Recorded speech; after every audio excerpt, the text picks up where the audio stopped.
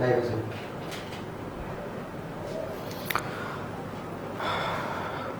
সবার কাছে প্রথমে আন্তরিকভাবে দুঃখিত, আমাদের লাইভটা হচ্ছে ইন্টারনেট ইস্যুর কারণে একটু গন্ডগোল হয়ে গেছে আর কি।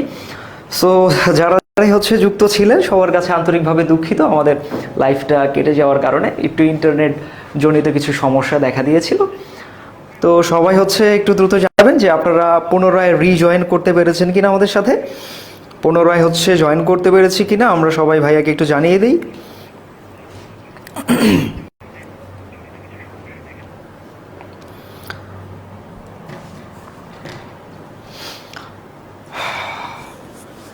সবাই ঠিকঠাকভাবে আবার যুক্ত হতে পেরেছে কিনা আমরা সবাই একটু জানিয়ে দিই, তারপর হচ্ছে আমরা আস্তে আস্তে শুরু করে দেবো। আমার সাউন্ড স্ক্রিন এগুলো ক্লিয়ার আছে কিনা আমাকে একটু জানাবেন।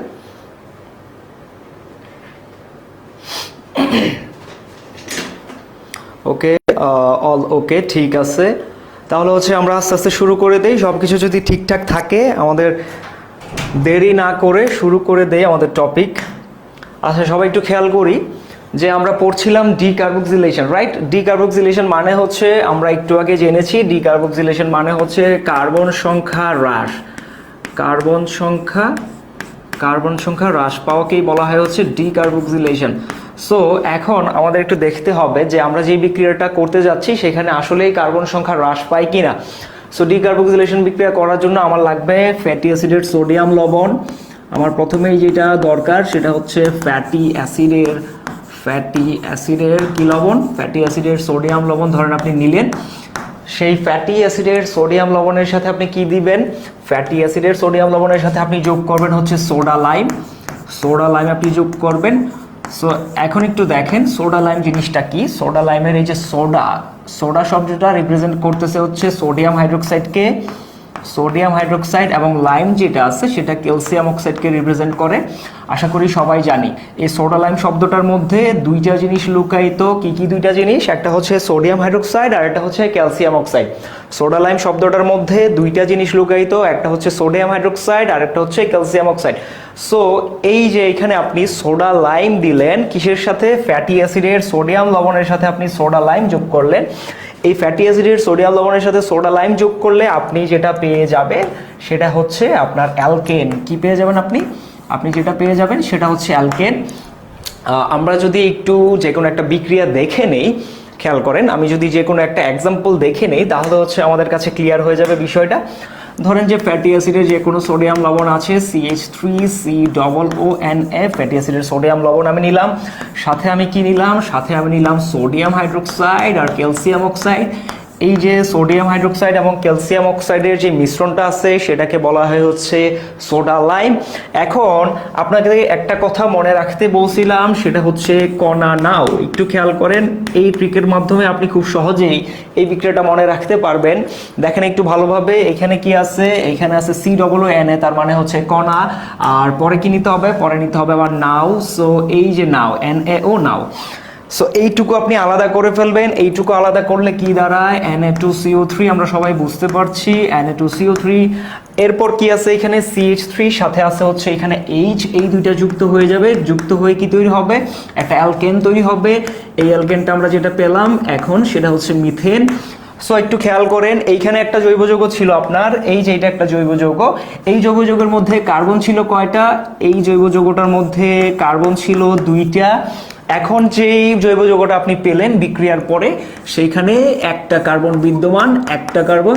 সো আপনি বুঝতেই পারছেন যে আমি এই ডিকার্বক্সিলেশন বিক্রিয়ার মাধ্যমে যে প্রোডাক্টটা পেয়েছি বা যে জৈব যৌগটা পেয়েছি সেটা হচ্ছে একটা কার্বন কম বিশিষ্ট জৈব যৌগ আগের চাইতে।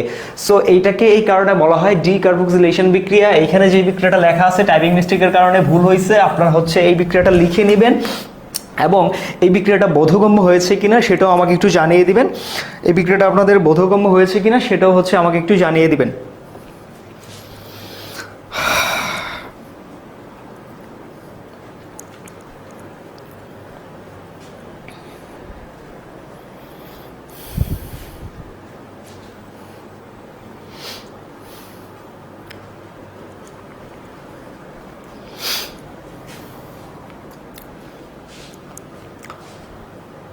বিক্রিয়াটা সবাই বুঝতে পেরেছেন কিনা আমাকে একটু জানিয়ে দিবেন, যেন হচ্ছে আমরা পরবর্তীতে নতুন টপিকে মুভ করতে পারি। ওকে, ঠিক আছে, বোধগম্য হয়েছে, ভ্যারি গুড। যদি বোধগম্য হয়ে থাকে তাহলে আমরা দেখলাম যে বিক্রিয়ায় কার্বন সংখ্যা কমে যাওয়ার উপায় কি। বিক্রিয়া কার্বন সংখ্যা কমানোর উপায় হচ্ছে ডিকার্বক্সিলেশন। এই বিক্রিয়ার মাধ্যমে আপনি জৈব যৌগের কার্বন সংখ্যা কমিয়ে ফেলতে পারেন, রাইট। এই বিক্রিয়ার মাধ্যমে আপনি কি করতে পারেন, আপনি কার্বন সংখ্যা কমিয়ে ফেলতে পারেন। এখন আমাদের দেখতে হবে কার্বন সংখ্যা আমি বাড়াতে পারবো কিভাবে। খেয়াল করেন, ডিকার্বক্সিলেশন বিক্রিয়ার মাধ্যমে আপনি কার্বন সংখ্যা কমিয়ে ফেলেছেন। এখন কার্বন সংখ্যা বাড়ানোরও একটা বিক্রিয়া আছে, সেটা হচ্ছে উডস বিক্রিয়া। এই উডস বিক্রিয়াটা আপনাদের বইয়ে নাই, এসএসসি যে সিলেবাস আছে সেখানে নাই, বাট হচ্ছে আপনারা একটু জেনে নেবেন, যেন হচ্ছে আপনাদের কলেজ অ্যাডমিশনে যদি চলে আসে আপনারা যেন পারেন। খেয়াল করেন, জৈব যৌগে কার্বন সংখ্যা কমানোর উপায় হচ্ছে ডিকার্বক্সিলেশন। আর এখন আমরা দেখব জৈব যৌগে কার্বন সংখ্যা বাড়ানোর উপায়, এটা হচ্ছে উডস বিক্রিয়া। উডস বিক্রিয়ায় যে জিনিসগুলো লাগে সেটা হচ্ছে, খেয়াল করেন, উডস বিক্রিয়ায় কি কি জিনিস আপনার প্রয়োজন হয়। আপনার প্রয়োজন হবে হচ্ছে অ্যালকাইল হ্যালাইড। আপনার কি প্রয়োজন হবে, অ্যালকাইল হ্যালাইড। অ্যালকাইল হ্যালাইডকে আপনি যদি সোডিয়ামের সাথে বিক্রিয়া করান, কিসের উপস্থিতিতে, ড্রাই ইথার বা শুষ্ক ইথার। এখানে কোনো পানি থাকা যাবে না। ড্রাই ইথার মানে হচ্ছে এখানে কোনো পানি টানি থাকা যাবে না, পানির সংস্পর্শ পেলেই হচ্ছে বিক্রিয়াটা হ্যাম্পার হবে। সো দেখেন, আপনি যদি অ্যালকাইল হ্যালাইডকে সোডিয়ামের উপস্থিতিতে এবং ড্রাই ইথারের উপস্থিতিতে রিয়াকশন করান, তাহলে যেটা হয় সেটা হচ্ছে, এই যে দেখেন RH একটা অ্যালকাইল হ্যালাইড, এই যে RH আরেকটা অ্যালকাইল হ্যালাইড। দুইটা অ্যালকাইল হ্যালাইড কি করবে, খেয়াল করেন, এই যে R এবং এই যে R, এগুলো অ্যালকাইল মূলক না। আমরা একটু আগে শিখেছি যে এই যে R একটা অ্যালকাইল মূলক, এই R আরেকটা অ্যালকাইল মূলক। এই দুইটা অ্যালকাইল মূলক একসাথে যুক্ত হয়ে যাবে। আর এইদিকে কি আছে, একটা হ্যালোজেন, এইদিকে একটা হ্যালোজেন। এই দুইটা হ্যালোজেন কার সাথে চলে যাবে, সোডিয়ামের সাথে চলে যাবে, এবং তৈরি হয়ে যাবে সোডিয়াম হ্যালাইড। কি তৈরি হয়ে যাবে, একটা সোডিয়াম হ্যালাইড তৈরি হয়ে যাবে ভাইয়া। সো আমরা যদি আরেকটু জীবন্ত উদাহরণ দেখি, খেয়াল করেন, আরেকটু জীবন্ত উদাহরণ কি হতে পারে, CH3X মনে করেন, সাথে আরেকটা CH3X হতে পারে আপনার, অথবা অন্য যে কোনো অ্যালকাইল হ্যালাইড হতে পারে। সাথে যদি আপনি বিক্রিয়া করান সোডিয়ামের উপস্থিতিতে এবং ড্রাই ইথার যদি সেখানে থাকে, ড্রাই ইথার বা কোনো পানিবিহীন ইথার যদি আপনার এখানে থাকে, তাহলে এই যে CH3 মূলক এবং CH3 মূলক একসাথে চলে আসবে, CH3 একসাথে চলে আসবে। সাথে কি চলে যাবে, X আর সোডিয়াম, তো দুই অণু সোডিয়াম হ্যালাইড তৈরি হয়ে যাবে। আর এখানে আপনি যেই অ্যালকেনটা পাবেন তার নাম হচ্ছে, দেখতেই পাচ্ছেন, ইথেন। কি পাচ্ছেন আপনি, ইথেন পাচ্ছেন। সো একটু ভালোভাবে খেয়াল করলে আপনারা বুঝতে পারবেন যে এইখানে আমি যেই যৌগগুলো নিয়েছিলাম, CH3X বা হচ্ছে অ্যালকাইল হ্যালাইড, এখানে আপনি দেখেন আপনার কয়টা কার্বন আছে। এই জৈব যৌগগুলো যে আপনি নিছিলেন, সেই জৈব যৌগগুলোতে কয়টা কার্বন আছে, একটা কার্বন আছে। বাট আপনি যদি এইটাতে একটু লক্ষ্য করেন, দেখেন কার্বন সংখ্যা বেড়েছে নাকি কমেছে। আপনি এইখানে বাম পাশে বিক্রিয়কে থাকা যে জৈব যৌগগুলো আছে সেগুলোর দিকে একটু চোখ রাখেন, এবং হচ্ছে প্রোডাক্ট বা উৎপাদে যেই জৈব যৌগটা আপনি পেলেন সেখানে একটু চোখ রেখে দেখেন তো, এবং ভাইয়াকে বলেন তো যে কার্বন সংখ্যা বেড়েছে নাকি কমেছে। ভাইয়াকে একটু বলেন তো দেখি, কার্বন সংখ্যা হ্রাস পেয়েছে নাকি বৃদ্ধি পেয়েছে, ভাইয়াকে একটু জানাবেন দয়া করে।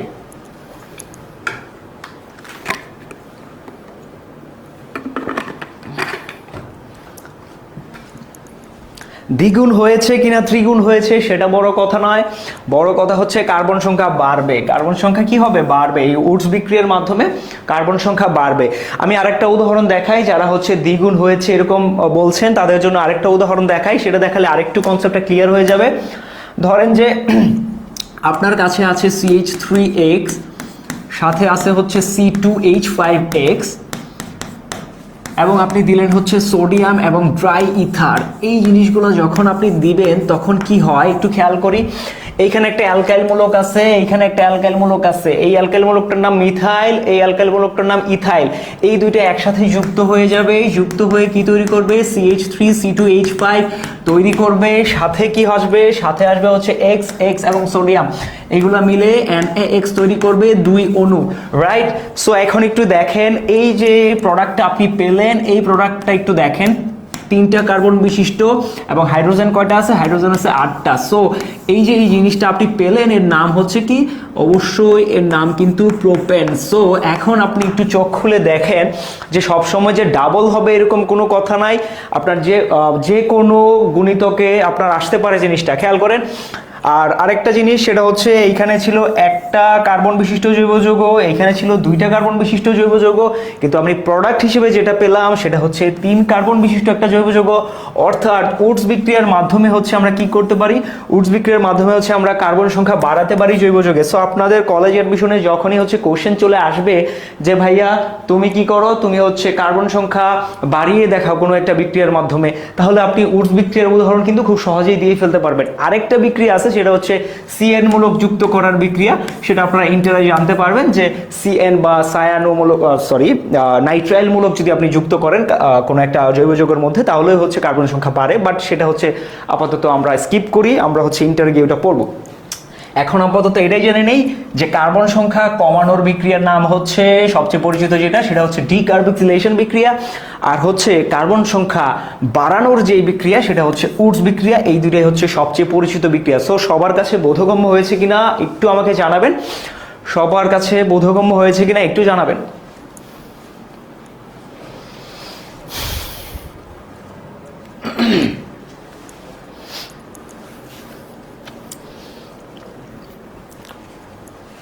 সবার কাছে বোধগম্য হয়েছে কিনা বিক্রিয়া দুইটা একটু আমাকে জানাবেন, যেন হচ্ছে আমরা পরবর্তী টপিকে মুভ করতে পারি।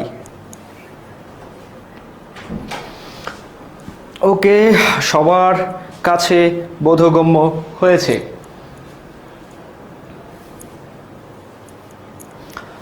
ওকে, ঠিক আছে, তাহলে হচ্ছে আমরা চলে যাই আমাদের পরবর্তী টপিকে। খেয়াল করেন, এইটা খুবই পরিচিত একটা বিক্রিয়া, আপনাদের বইয়ে আছে যে অ্যালকেনের সাথে যদি আপনি ক্লোরিনের বিক্রিয়া করান তাহলে কি হতে পারে। দেখেন, যে কোনো একটা অ্যালকেন আপনি নিলেন CH4, এর সাথে আপনি ক্লোরিনের বিক্রিয়া করাইলেন, এবং অবশ্যই সেখানে কি থাকা লাগবে? সেখানে অবশ্যই সূর্যালোক বা ইউভি রের উপস্থিতি থাকা লাগবে। এই বিক্রিয়াটা আপনাদের 9-10-এ ছিল, খেয়াল করেন, সূর্যালোক বা ইউভি যে রেটা আছে সেটা আপনার অবশ্যই লাগবে এই বিক্রিয়াটা ঘটানোর জন্য। এই বিক্রিয়াটা কি করে? সূর্যালোকের উপস্থিতিতে আমাদের ক্লোরিন অণু যেটা আছে, ধরেন যে Cl আর Cl সমযোজী বন্ধনের মাধ্যমে যুক্ত দুইটা ক্লোরিন পরমাণু, আপনি যখন সূর্যালোক দেন তখন কি হয়? তখন হচ্ছে এদের মধ্যে ভাঙন ঘটে কি হয়? দুইটা ক্লোরিন ফ্রি রেডিক্যাল তৈরি হয়, এগুলোকে বলা হয় ফ্রি রেডিক্যাল। এই বিক্রিয়াটা একটা ফ্রি রেডিক্যাল বিক্রিয়া, একটু জেনে রাখেন, যদি চলে আসে তাহলে আনসার করে ফেলতে পারবেন। এই বিক্রিয়ায় কি হয়? এই বিক্রিয়ায় ফ্রি রেডিক্যাল তৈরি হয়। দেখেন, একটু খেয়াল করেন, আপনি যখন একটা অ্যালকেনের সাথে ক্লোরিনের বিক্রিয়া ঘটাবেন সূর্যালোকের উপস্থিতিতে, তখন কি হবে? এই সূর্যালোক কি করবে? এই সূর্যালোক আপনার দুইটা ক্লোরিন পরমাণুকে ভেঙে আলাদা করে ফেলবে এবং দুইটা ক্লোরিন ফ্রি রেডিক্যালে পরিণত করবে। দুইটা ক্লোরিন ফ্রি রেডিক্যালে পরিণত করবে। এর মধ্যে একটা ক্লোরিন ফ্রি রেডিক্যাল কি করবে? এর মধ্যে থেকে একটা ক্লোরিন ফ্রি রেডিক্যাল দেখেন কি করে, আমি একটু আঁকি। যেই দুইটা ক্লোরিন ফ্রি রেডিক্যাল তৈরি হবে, এর মধ্যে একটা ক্লোরিন ফ্রি রেডিক্যাল আসবে এখানে, এসে কি করবে? একটা হাইড্রোজেনকে লাথি মেরে বের করে দেবে। লাথি মেরে বের করে দিয়ে কি তৈরি করবে? CH3Cl তৈরি করবে। কি তৈরি করবে? CH3Cl। এখন যেই হাইড্রোজেনটা হচ্ছে এখান থেকে লাথি খেয়ে অপসারিত হলো, যেই হাইড্রোজেনটা লাথি খেয়ে প্রতিস্থাপিত হলো, সে কোথায় যাবে? সে হচ্ছে এই যে আরেকটা ফ্রি রেডিক্যাল তৈরি হয়েছিল তার সাথে চলে যাবে। আরেকটা যে ফ্রি রেডিক্যাল এখানে তৈরি হয়েছে তার সাথে চলে যাবে এই যে লাথি খাওয়া হাইড্রোজেনটা। সো এভাবে আপনি যেটা পেয়ে যাচ্ছেন সেটার নাম হচ্ছে CH3Cl বা হচ্ছে মিথাইল ক্লোরাইড। আশা করি সবাই জানি CH3Cl কে বলা হয় মিথাইল ক্লোরাইড। এখন আপনি যদি বিক্রিয়াটা স্টপ না করেন, এভাবে চলতেই দেন সূর্যালোকের উপস্থিতিতে, তাহলে কি হবে? এই CH3Cl-টা কি করবে? আবারও হচ্ছে ক্লোরিনের সাথে একইভাবে বিক্রিয়া করবে এবং আরেকটা হাইড্রোজেনকে লাথি মেরে বের করে দিবে এবং আরেক কোনো HCl তৈরি করবে। সো একইভাবে বিক্রিয়াটা চলতে CCl4 পর্যন্ত যাবে এবং হচ্ছে তখন গিয়ে সমাপ্ত হবে। সো আশা করি সবাই বিক্রিয়াটা বুঝছি। আমাকে একটু জানাবেন, যদি বুঝে থাকেন তাহলে একটু জানাবেন যে ভাইয়া বুঝতে পেরেছি।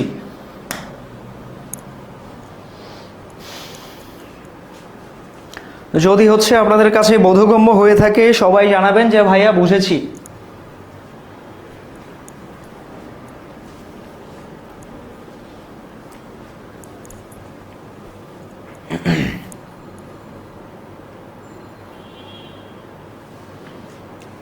হ্যাঁ, ভেরি গুড, CHCl3 হবে, ভেরি গুড। এইখানে হবে CHCl3 এবং এর নাম হচ্ছে, অবশ্যই ভাইয়া জানতে হবে আপনাকে, এর নাম হচ্ছে ক্লোরোফর্ম। এর নাম কি ভাইয়া? এর নাম হচ্ছে ক্লোরোফর্ম। ক্লোরোফর্ম কোন কাজে ইউজ করা হয় বলেন তো দেখি? এর নাম হচ্ছে ক্লোরোফর্ম, এবং ক্লোরোফর্মটা কোন কাজে ইউজ করা হয় সাধারণত সেটা আমাকে একটু জানাবেন তো। সবাই কমেন্ট সেকশনে জানাবেন যে ক্লোরোফর্মটা কোন কাজে ইউজ করা হয়।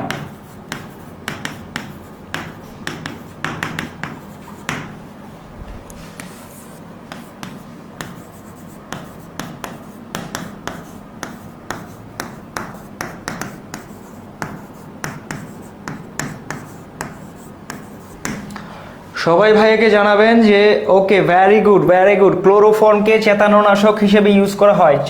চেতনানাশক, আপনার যখনই হচ্ছে চেতনার দণ্ড বেশি দাঁড়িয়ে যাবে তখন আপনি ক্লোরোফর্ম নিয়ে নেবেন, আপনি বেহুশ হয়ে যাবেন, রাইট? আপনার যদি বেহুশ হতে মনে চায় বা আপনার চেতনাকে হ্রাস করার কোনো রকম কোনো ইচ্ছা জাগ্রত হয় আপনার মধ্যে, তখন আপনি ক্লোরোফর্ম খেয়ে নেবেন। আচ্ছা, যাই হোক, সো সবাই হচ্ছে এই জিনিসগুলো লিখে নিয়ে ভাইয়াকে জানাই যে ডান ভাইয়া। এরপর হচ্ছে আমরা চলে যাব আমাদের পরবর্তী কোশ্চেনে। কিডন্যাপিংয়ে ইউজ হয় এরকম না ব্যাপারটা, যে কোনো ক্ষেত্রে ইউজ হতে পারে, ধরেন যে চিকিৎসা ক্ষেত্রে ইউজ হতে পারে ক্লোরোফর্ম।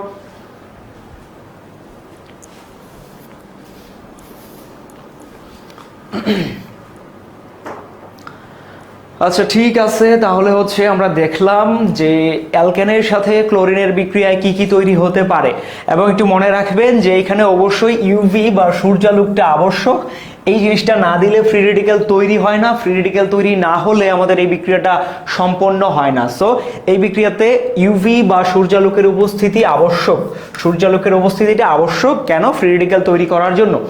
সো এই আর কি ব্যাপারটা। এখন একটু খেয়াল করেন তো দেখি কি আছে। আছে হচ্ছে CH2Cl প্লাস সোডিয়াম হাইড্রোক্সাইড। এখন একটু খেয়াল করেন, আমরা পড়বো হচ্ছে অ্যালকিনের প্রস্তুতি। আমরা কি পড়বো ভাইয়া?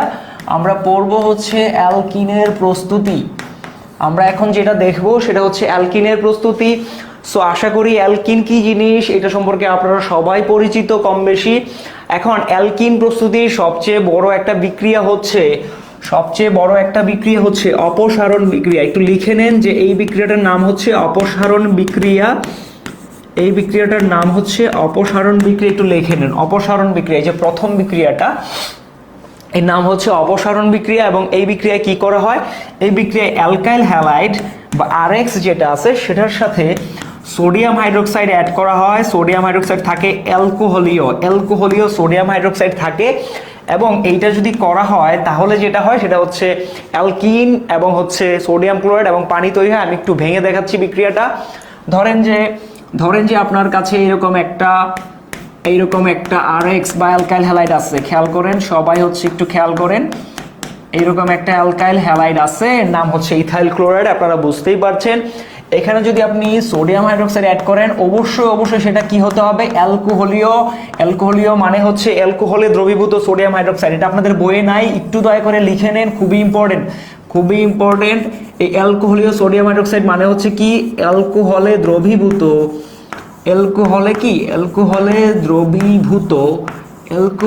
দ্রবীভূত সোডিয়াম হাইড্রোক্সাইড।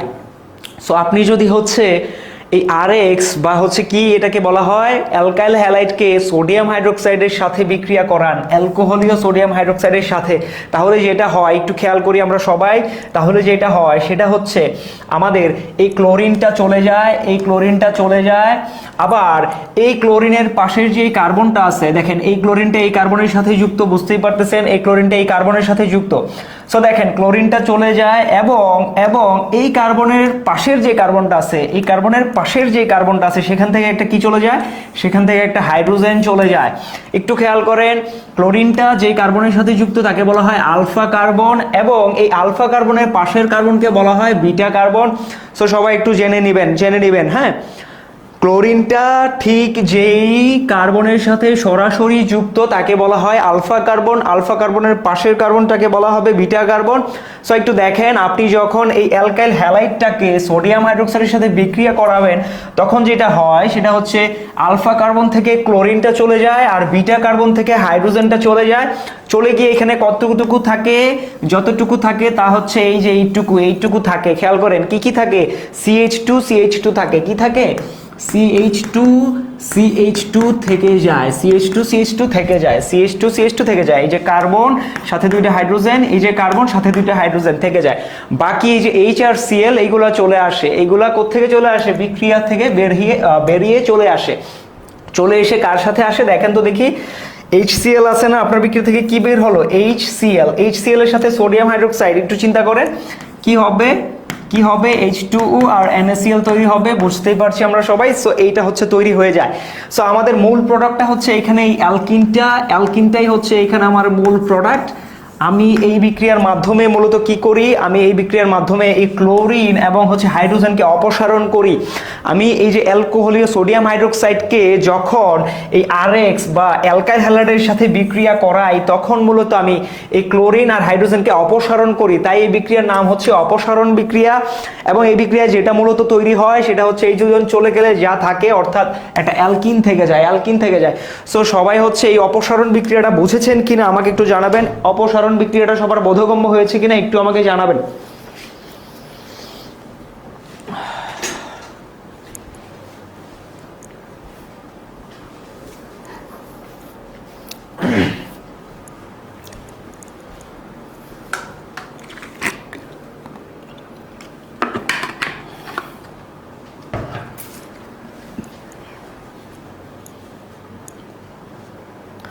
ওকে, ঠিক আছে, সবার কাছে ক্লিয়ার, ভেরি গুড।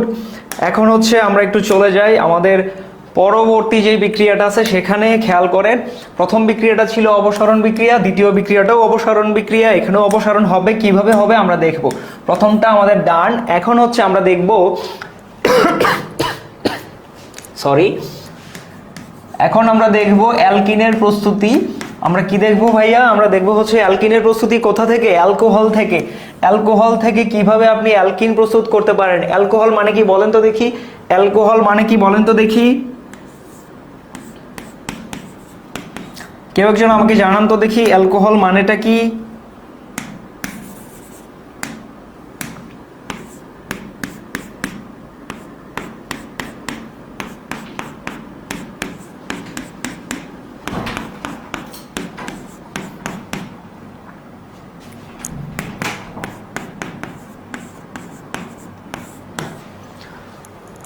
ওকে, ভেরি গুড। অ্যালকোহল মানে হচ্ছে অ্যালকাইল মূলকের সাথে OH যুক্ত থাকবে। Very good.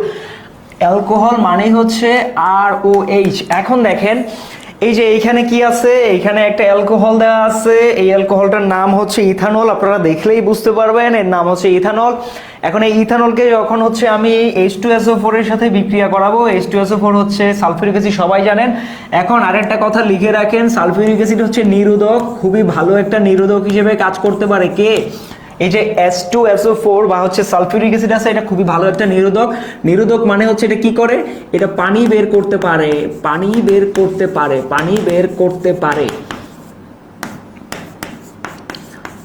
H2SO4 অত্যন্ত ভালো একটা নিরোধক। নিরোধক মানে হচ্ছে কি করতে পারে? যে জিনিসটা পানি বের করতে পারে। যে কোনো একটা বিক্রিয়ার মধ্য থেকে যদি পানি বের করতে চান, আপনি হচ্ছে সালফিউরিক অ্যাসিড নামক যে নিরোধকটা আছে সেটাকে প্রায় ব্যবহার করতে পারবেন, প্রায় সব ক্ষেত্রে আর কি। সো দেখেন কিভাবে H2SO4টা পানিটাকে বের করে। খেয়াল করেন, আমরা একটু আগে আলফা কার্বন এবং বিটা কার্বন সম্পর্কে জেনেছি। খেয়াল করেন এই যে OH মূলকটা যেখানে যুক্ত আছে, যে কার্বনে যুক্ত, তার নাম কি? তার নাম হচ্ছে আলফা কার্বন। আর আলফা কার্বনের পাশের কার্বনটা হচ্ছে বিটা কার্বন, আমরা সবাই জানি। সো একটু খেয়াল করেন তো দেখি, এই যে OH মূলকটা আলফা কার্বন থেকে চলে যাবে, আর বিটা কার্বন থেকে একটা হাইড্রোজেন চলে যাবে। কি থেকে কি? আলফা কার্বন থেকে OH মূলকটা চলে যাবে এবং বিটা কার্বন থেকে একটা H মূলক চলে যাবে। সো OH আর H দুইটা যদি অপসারিত হয়, কি হয়? H আর OH মিলিত হয়ে H2O বা পানি তৈরি করে। সো এই যে পানি বের করে দিয়েছে কে? H2SO4। বিভিন্ন রকম মেকানিজম আছে, মেকানিজমের মধ্যে আমি গেলাম না। আপনারা মনে রাখবেন H2SO4 হচ্ছে নিরোধক বা পানি বের করতে পারে। এটা কি করে? অ্যালকোহলের আলফা কার্বন যেটা আছে সেখান থেকে OH মূলকটাকে নিয়ে নেয়, আর হচ্ছে এই যে বিটা কার্বন থেকে একটা হাইড্রোজেনকে নিয়ে নেয়, দুইজনকে মিলে পানি তৈরি করে ফেলে। বাকি কি রইলো এখানে দেখেন তো দেখি। বাকি যেটা রইলো সেটা হচ্ছে CH2। সো CH2 মানে হচ্ছে একটা অ্যালকিন।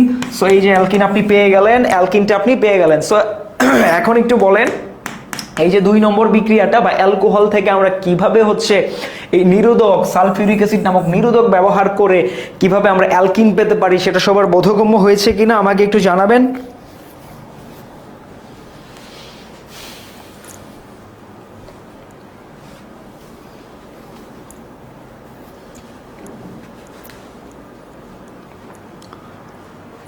2 নম্বর বিক্রিয়াটা সবার বোধগম্য হয়েছে কিনা আমাকে একটু জানাবেন।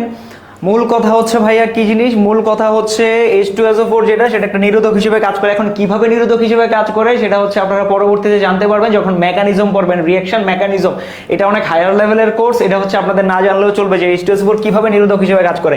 এইটুকু মনে রাখলেই হবে যে H2SO4 বা সালফিউরিক অ্যাসিড কি করতে পারে, সালফিউরিক অ্যাসিড অ্যালকোহল থেকে একটা H মূলক এবং OH মূলককে অপসারিত করে পানি তৈরি করতে পারে, আর বাকি যেটুকু থেকে যায় তার নাম হচ্ছে অ্যালকিন। এইটুকু জানলেই চলবে। আচ্ছা, এরপর দেখেন অ্যালকিন শনাক্তকরণ। অ্যালকিন কি, এখন আমরা যেটা দেখব সেটা হচ্ছে অ্যালকিন শনাক্তকরণ।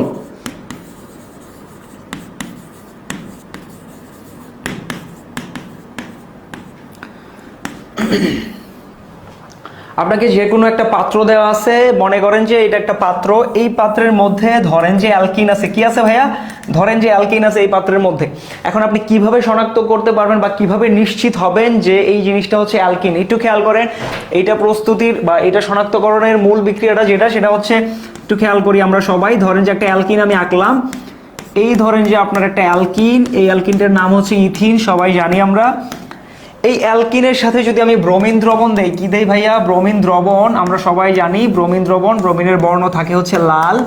এখন এই ব্রোমিনটাকে যদি এর সাথে বিক্রিয়া করতে দেই, এটা খুব সহজেই কি করতে পারে, এই দুইটা কার্বনের সাথে গিয়ে যুক্ত হয়ে যায়। কে যুক্ত হয়ে যায়, কে যুক্ত হয়ে যায় কার্বনের সাথে গিয়ে, এই যে দুইটা ব্রোমিন আপনি দিচ্ছেন, এই ব্রোমিন দুইটা খুব সহজেই গিয়ে যুক্ত হয়ে যায় দুইটা কার্বনের সাথে, এবং এবং এই ব্রোমিনটার যে লাল বর্ণটা ছিল সেটা নাই হয়ে যায়। কেন নাই হয়ে যায়, কারণ ব্রোমিনই তো আপনার দ্রবণ থেকে হারিয়ে যাবে। এই যে বিক্রিয়াটার পরে যেটা তৈরি হবে সেখানে কোনো ব্রোমিন টোমিন নাই, সো এখানে কোনো লাল বর্ণ থাকবে না। কি হবে, বর্ণহীন বা লাল বর্ণ দূরীভূত হয়ে যাবে। সো আপনাকে যখনই কোনো একটা পাত্রের মধ্যে অ্যালকিন দেওয়া থাকবে এবং বলবে এটা যে অ্যালকিন তুমি টেস্ট করো বা শনাক্ত করো, তখন আপনি কি করবেন, সেখানে ব্রোমিন দ্রবণ ঢেলে দিবেন। ব্রোমিন দ্রবণ ঢেলে দিলে এই যে লাল বর্ণ বিশিষ্ট যে ব্রোমিনটা ছিল তার কি হয়ে যাবে, বর্ণটা নাই হয়ে যাবে। এই বিক্রিয়া করার মাধ্যমে কি হয়ে যাবে, বর্ণহীন হয়ে যাবে। সো আপনি টেস্ট করতে পারবেন যে এটা বর্ণহীন হয়েছে কি হয়েছে না, এর মাধ্যমে আপনি টেস্ট করতে পারবেন যে অ্যালকিন আছে কি আছে না, আপনি নিশ্চিত হতে পারবেন। সো 1 নম্বর বিক্রিয়াটা সবাই বুঝছি আশা করি, সবাই জানাই। 1 নম্বর বিক্রিয়াটা যদি বুঝে থাকি সবাই হচ্ছে দ্রুত জানাই ভাইয়াকে যে ভাইয়া ডান।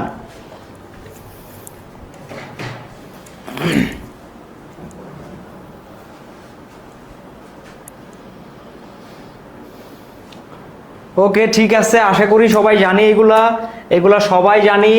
দ্বিতীয় বিক্রিয়াটা যেটা সেটা সম্পর্কেও সবাই পরিচিত, ক্ষারীয় পটাশিয়াম পারম্যাঙ্গানেট। ক্ষারীয় পটাশিয়াম পারম্যাঙ্গানেটকে যদি আমি বিক্রিয়া করাই অ্যালকিনের সাথে, তাহলে ইথিলিন গ্লাইকল তৈরি হয় বা একটা গ্লাইকল তৈরি হবে। কি তৈরি হবে, গ্লাইকল। এবং এই গ্লাইকল তৈরি হওয়ার মাধ্যমে আমরা কিন্তু বুঝে যাই যে সেখানে অ্যালকিন আছে কি নাই। এটাও কিন্তু খুবই কমন একটা বিক্রিয়া। সো আশা করি সবাই এটা সম্পর্কে পরিচিত, রাইট? তাহলে হচ্ছে আমরা পরবর্তী টপিকে চলে যাই। পরবর্তী যে টপিকটা ছিল সেটা হচ্ছে অ্যালকাইন প্রস্তুতি। কি প্রস্তুতি ভাইয়া, অ্যালকাইন প্রস্তুতি। অ্যালকাইন প্রস্তুতির খুবই খুবই খুবই ইম্পর্টেন্ট বিক্রিয়া হচ্ছে এইটা। অ্যালকাইন প্রস্তুতির সবচেয়ে গুরুত্বপূর্ণ বিক্রিয়া হচ্ছে এইটা। সবাই একটু লিখে নিবা যে ক্যালসিয়াম কার্বাইডকে পানির সাথে বিক্রিয়া করলে অ্যালকাইন তৈরি হয়। ক্যালসিয়াম কার্বাইডকে পানির সাথে বিক্রিয়া করালে অ্যালকাইন তৈরি হয়। সবচেয়ে ইম্পর্টেন্ট বিক্রিয়া অ্যালকাইন প্রস্তুতি। সো এটা আপনাদের মনে রাখতে হবে, খুবই খুবই ভালোভাবে মনে রাখতে হবে। আচ্ছা, এখন একটু খেয়াল করি, দেখেন অ্যালকাইন শনাক্তকরণ।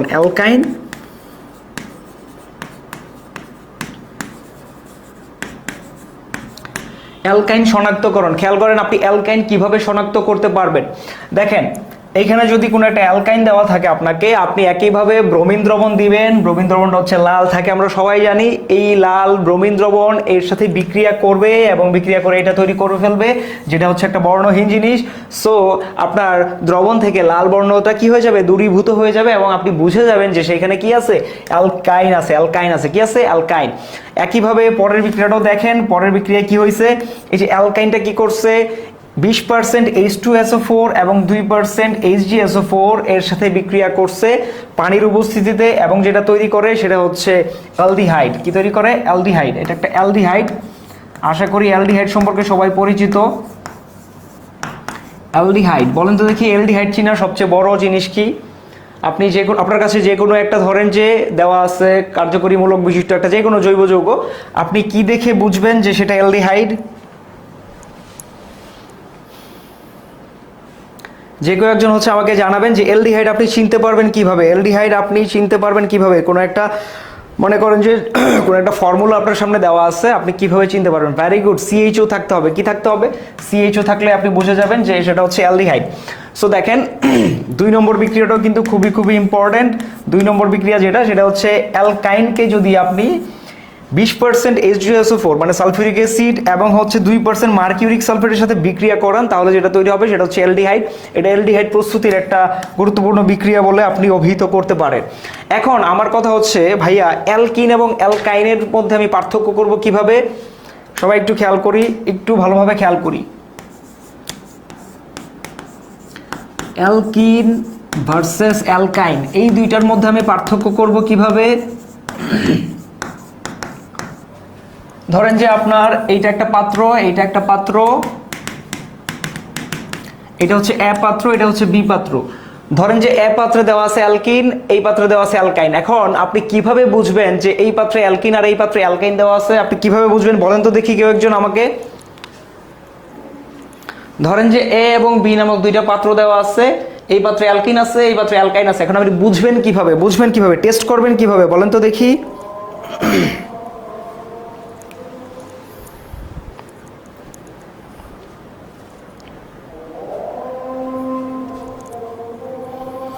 আচ্ছা, আমরা হচ্ছে আজানের বিরতিতে যাই। আজান দিচ্ছে, একটু বিরতি নেই, তারপর হচ্ছে আমরা যুক্ত হই। আজানটা শেষ হতে হতে আমরা চলে আসবো। হ্যাঁ,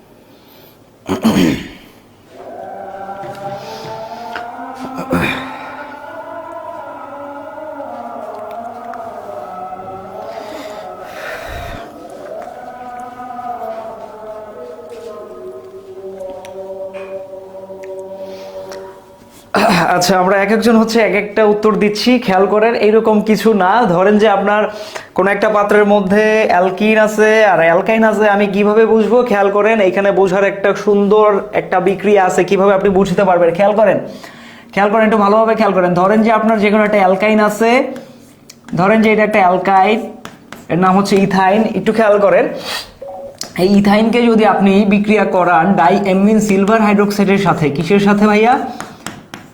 ধরেন যে এই যে একটা কি আছে, এই যে একটা বিক্রিয়ক আছে, এই বিক্রিয়কটার নাম হচ্ছে ডাইঅ্যামিন সিলভার হাইড্রোক্সাইড। অ্যামিন মানে হচ্ছে এই যে NH3, এইটা রিপ্রেজেন্ট করতেছে অ্যামিন। সো দুইটা অ্যামিন আছে, তার মানে হচ্ছে ডাইঅ্যামিন। তারপরে এই যে সিলভার আছে, সিলভার, আর এখানে OH আছে, মানে হাইড্রোক্সাইড আছে। সো এটার নাম হচ্ছে কি? এটার নাম হচ্ছে ডাইঅ্যামিন সিলভার হাইড্রোক্সাইড। এখন এই ডাইঅ্যামিন সিলভার হাইড্রোক্সাইডের সাথে যখন আপনি এই যে অ্যালকাইনটার বিক্রিয়া করাবেন, অ্যালকাইনের বিক্রিয়া করালে কি তৈরি হয়? অ্যালকাইনের বিক্রিয়া করালে যেটা তৈরি হয় সেটা হচ্ছে অধক্ষেপটি হয়, অধক্ষিপ্ত হয়। এটা কি তৈরি হয়? একটা অধক্ষেপ তৈরি হয়, অধক্ষেপ তৈরি হয়। সাথে হচ্ছে আরো বিভিন্ন জিনিস উৎপন্ন হয়, ওইগুলো ব্যাপার না, এখন একটু খেয়াল করেন। কিন্তু যদি আপনি অ্যালকিনের সাথে এই জিনিসের বিক্রিয়া করান, কিসের বিক্রিয়া? ধরেন যে এই যে ডাইঅ্যামিন সিলভার হাইড্রোক্সাইডের বিক্রিয়া আপনি করাচ্ছেন, এই বিক্রিয়া করাচ্ছেন অ্যালকিনের সাথে, তখন কি হয়? তখন কোনো কিছু উৎপন্ন হয় না, তখন কোনো রকম কোনো অধক্ষেপ বা কোনো রকম কোনো বিক্রিয়া প্রদর্শন করে না। বাট আপনার অ্যালকাইনটা কি করবে? অ্যালকাইনটা অবশ্যই এই যে ডাইঅ্যামিন সিলভার হাইড্রোক্সাইড নামক যে জিনিসটা আছে তার সাথে বিক্রিয়া করে অধক্ষেপ তৈরি করবে, তার সাথে বিক্রিয়া করে কি তৈরি করবে? অধক্ষেপ তৈরি করবে। সো এইভাবে আপনি বুঝতে পারবেন যে কোনটা হচ্ছে অ্যালকিন এবং কোনটা অ্যালকাইন। ধরেন যে এইখানে কি আছে? এইখানে আছে হচ্ছে অ্যালকিন, এইখানে যেটা আছে সেটা হচ্ছে অ্যালকিন, আর এইখানে মনে করেন যে অ্যালকাইন আছে। সো আপনি যখন এইখানে ডাইঅ্যামিন সিলভার হাইড্রোক্সাইড যোগ করবেন তখন দেখবেন যে কোনো একটা প্রেসিপিটেট পড়ছে নিচে, বা হচ্ছে কোনো একটা অধক্ষেপ পড়ছে। বাট আপনি যদি এই যে অ্যালকিনের পাত্রে যদি এটা যোগ করেন তাহলে কিছুই হবে না। এভাবে হচ্ছে আপনি বুঝে যাবেন যে কোনটা হচ্ছে আমাদের অ্যালকিনের পাত্র এবং কোনটা হচ্ছে অ্যালকাইনের পাত্র। সো সবার বোধগম্য হয়েছে কিনা একটু জানাবেন দেখি।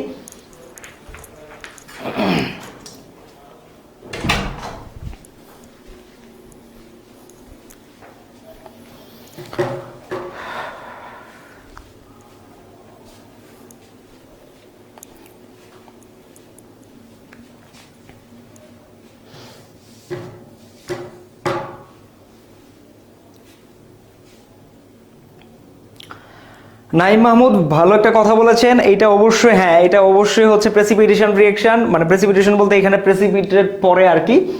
আর সাথে হচ্ছে, আচ্ছা আরেকবার বলবো, আচ্ছা ঠিক আছে আরেকবার বলছি, যারা হচ্ছে এই জিনিসটা পড়েন না একটু খেয়াল করেন।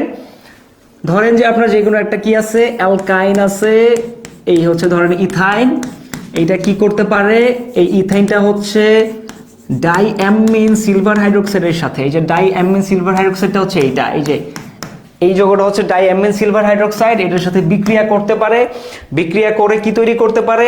বিক্রিয়া করে একটু খেয়াল করেন, বিক্রিয়া করে যেটা তৈরি করতে পারে সেটা হচ্ছে এই যে এই পদার্থটা তৈরি করতে পারে। এখন দেখেন এই পদার্থটা তৈরি হয় কিভাবে? এই যে হাইড্রোজেনগুলো আছে না এর সাথে, এই হাইড্রোজেনগুলো হচ্ছে সিলভার দ্বারা কি হয়? প্রতিস্থাপিত হয়, সিলভার দ্বারা প্রতিস্থাপিত হয়ে এটা তৈরি করে, সাথে হচ্ছে আবার অ্যামোনিয়াও তৈরি হয়, অ্যামোনিয়া গ্যাস তৈরি হয়। যাই হোক, সবচেয়ে বড় কথা হচ্ছে এখানে একটা অধক্ষেপ পড়ে। আপনি যখন টেস্টটা করবেন, যখনই আপনার কোনো একটা পাত্রের মধ্যে অ্যালকিন বা অ্যালকাইন নিয়ে আপনার কনফিউশন থাকবে তখন আপনি কি করবেন? তখন হচ্ছে আপনি এই ডাইঅ্যামিন সিলভার হাইড্রোক্সাইডটা অ্যাড করে দিবেন ওই পাত্রের মধ্যে। যদি অধক্ষেপ পড়ে, যদি হচ্ছে অধক্ষেপ পড়ে, এইটাই হচ্ছে বড় কথা। যদি অধক্ষেপ পড়ে তাহলে আমি বুঝে যাব যে আমার পাত্রের মধ্যে যেটা আছে তার নাম হচ্ছে অ্যালকাইন, আর যদি হচ্ছে অধক্ষেপ না পড়ে তাহলে হচ্ছে অ্যালকিন। এইটাই হচ্ছে সবচেয়ে বড় বৈশিষ্ট্য, ঠিক আছে? অ্যালকিন কি করে না? অ্যালকিন এর সাথে কোনো রকম কোনো রিঅ্যাকশন দেয় না, এই আর কি ব্যাপার। ওকে, তাহলে হচ্ছে আমরা বুঝে ফেললাম কোনো একটা পাত্রের মধ্যে অ্যালকিন আছে নাকি অ্যালকাইন আছে, এটা আমরা শনাক্ত করতে পারবো এই বিক্রিয়ার মাধ্যমে। আচ্ছা, এরপর হচ্ছে আমরা দেখি অ্যালকোহল সম্পর্কে একটু পড়াশোনা করি। দেখেন সবাই জানেন যে অ্যালকোহল মানে হচ্ছে ROH, বা অ্যালকাইল মূলকের সাথে কি যুক্ত থাকবে? OH মূলকটা যুক্ত থাকবে। সো এটার প্রস্তুতির বিক্রিয়া একটু খেয়াল করেন। প্রস্তুতির 1 নম্বর যে বিক্রিয়াটা আছে একটু দেখি সবাই। 1 নম্বর বিক্রিয়াটা একটু দেখেন, এর নাম হচ্ছে প্রতিস্থাপন বিক্রিয়া। এক নম্বর বিক্রিয়াটার নাম হচ্ছে কি ভাইয়া? এক নম্বর বিক্রিয়াটার নাম হচ্ছে প্রতিস্থাপন বিক্রিয়া। এটা আপনাদের বইয়ে আছে, বাট এইখানে একটা জিনিস মিস করছে, সেটা হচ্ছে একইউ, আপনাদের বইয়ের মধ্যে এইটুকু নাই। CH3CH2 ধরেন যে Br প্লাস হচ্ছে কি আছে সোডিয়াম হাইড্রোক্সাইড, এবং এই সোডিয়াম হাইড্রোক্সাইড হচ্ছে অ্যাকুয়াস বা জলীয় দ্রবণ। এই সোডিয়াম হাইড্রোক্সাইড কি জলীয় দ্রবণ। এখন একটু খেয়াল করেন, যদি এই জলীয় দ্রবণটা দেন আপনি, তাহলে যেটা হয় সেটা হচ্ছে এইটা ওর জায়গায় চলে আসে, আর OH-টা কোথায় চলে আসে? এর জায়গায় চলে আসে, এবং যেটা তৈরি হয় সেটা হচ্ছে এই যে দেখতেই পাচ্ছেন এই প্রোডাক্টগুলো তৈরি হয় আর কি। সো এখানে আর কিছুই না, জাস্ট প্রতিস্থাপন হয়, একজনের জায়গায় গিয়ে আরেকজন বসে যায়, ব্রোমিনটা ওর জায়গায় চলে যায়, ও ওর জায়গায় চলে আসে, এবং এইভাবে হচ্ছে আমরা একটা অ্যালকোহল পেয়ে যাই। সো এটা হচ্ছে প্রতিস্থাপন বিক্রিয়া, এবং এটা খুবই ইম্পর্টেন্ট একটা বিক্রিয়া। সবাই হচ্ছে বুঝে থাকলে জানাবেন যে ভাইয়া ডান। সবাই যদি বুঝে থাকেন বা বোধগম্য হয়ে থাকে আপনাদের কাছে, তাহলে জানাবেন যে ভাইয়া ডান।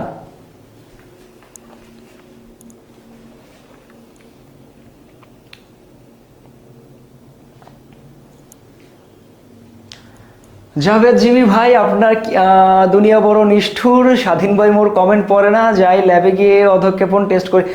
ভাই আপনি যে কি বলেন ভাই, আপনার কমেন্ট না পড়ে কোথায় যাব?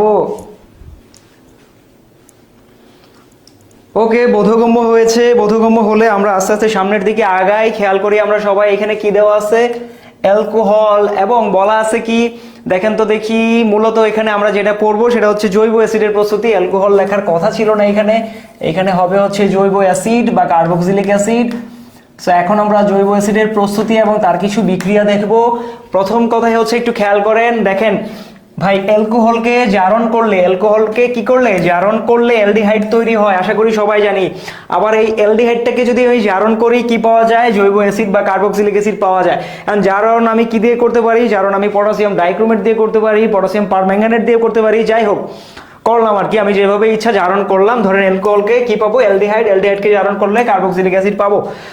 সো আমরা একটা উদাহরণ দেখে নেই, এই সম্পর্কিত একটা উদাহরণ আমরা প্রথমেই দেখে নিই। কোথায় দেওয়া যায় উদাহরণটা? ধরেন যে এখানে আমি দিচ্ছি যে কোনো একটা অ্যালকোহল, ধরেন আপনি নিলেন, ধরেন যে ROH। এখন এই ROH-টাকে আমি শর্ট ফর্মে না লিখে আরেকটু ব্রডভাবে লিখি, CH3CH2OH। ধরেন যে এরকম একটা অ্যালকোহল আপনার কাছে আছে, CH3CH2OH। এখন এটাকে আপনি ধরেন যে জারণ করলেন। কিভাবে জারণ করলেন? ধরেন যে পটাশিয়াম পারম্যাঙ্গানেট দিয়ে জারণ করলেন, করার পর যেটা আসবে সেটা হচ্ছে CH3CHO চলে আসবে। এরপর এটাকেও যদি আপনি জারণ করেন, তাহলে যেটা চলে আসবে সেটা হচ্ছে CH3COOH, অর্থাৎ একটা করে অক্সিজেন বেড়ে যাবে। খেয়াল করেন এখানে একটা করে অক্সিজেন বাড়ছে আর কি। সো এর নামই হচ্ছে অক্সিডেশন, এবং একটা করে হাইড্রোজেন কি হবে? অপসারিত হবে। হাইড্রোজেন অপসারণ এবং অক্সিজেন সংযোজন, এর নামই কি? এর নামই হচ্ছে জারণ। সো আশা করি সবাই জানেন জারণ মানে হচ্ছে অক্সিজেন সংযোজন এবং হাইড্রোজেন অপসারণ। একটু খেয়াল করলেই বুঝতে পারবেন এই চারটা প্রত্যেকটা জায়গায় হচ্ছে হাইড্রোজেন অপসারিত হয়ে অক্সিজেন সংযুক্ত হচ্ছে। সো এই আর কি। আশা করি এই যে জৈব অ্যাসিডের প্রস্তুতির যে বিক্রিয়াটা, অ্যালকোহল থেকে অ্যালডিহাইড, অ্যালডিহাইড থেকে জৈব অ্যাসিড, আশা করি সবার কাছে ক্লিয়ার। সবার কাছে যদি ক্লিয়ার হয়ে থাকে ভাইয়াকে জানাবেন যে ভাইয়া ডান। জাভেদ জিমি ভাই, আপনার পরামর্শের জন্য ধন্যবাদ। ব্ল্যাক স্ক্রিনে লিখবো, আচ্ছা ঠিক আছে। ব্ল্যাক স্ক্রিনে যদি লিখতে চাই তাহলে আচ্ছা ঠিক আছে ভাইয়া, আমি এভাবেই তাহলে লিখছি। ধন্যবাদ।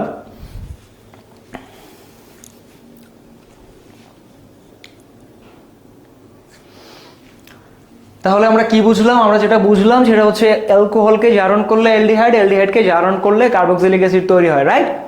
ওকে, ঠিক আছে। আচ্ছা, এখন হচ্ছে আমরা চলে যাই আমাদের পরবর্তী যে টপিকটা আছে, একটু দেখি। ধরেন যে এখানে যেটা দেওয়া আছে HCOOH, মিথানোয়িক অ্যাসিড। আশা করি সবাই জানি এই মিথানোয়িক অ্যাসিড সম্পর্কে। HCOOH লেখা কি দেখা যায় কিনা একটু আমাকে জানাবেন। লেখাটা কি স্পষ্ট দেখা যাচ্ছে কিনা একটু হচ্ছে আমাকে জানাবেন। লেখাটা কি স্পষ্ট দেখা যাচ্ছে কিনা?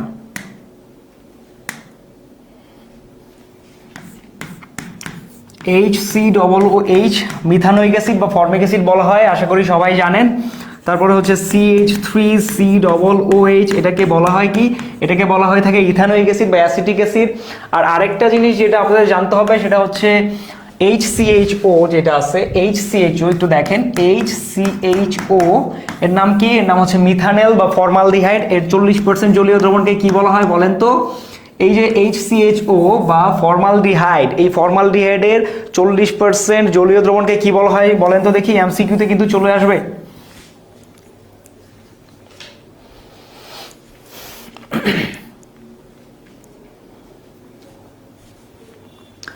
ভেরি গুড, ফর্মিক অ্যাসিড পিঁপড়াতে থাকে। ভেরি গুড, ফর্মিক অ্যাসিডটা যেটা আছে সেটা পিঁপড়াতে থাকে। এই কারণেই হচ্ছে আমাদের যখন পিঁপড়া বাইট করে অর্থাৎ কামড়ায় তখন হচ্ছে আমরা ব্যথা অনুভব করি বা জ্বালা পোড়া অনুভব করে থাকি।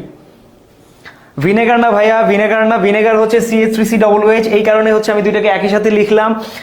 HCHO বা ফর্মালডিহাইডের 40% জলীয় দ্রবণকে বলা হয় হচ্ছে ফরমালিন। আপনারা সবাই জানেন ফরমালিন, যেটা হচ্ছে খাদ্যদ্রব্যে অ্যাড করা হয়, যেটা নিয়ে সবাই আমরা আতঙ্কে থাকি। আর CH3COOH বা ইথানোয়িক অ্যাসিডের 6 থেকে 10% জলীয় দ্রবণকে কি বলা হয়?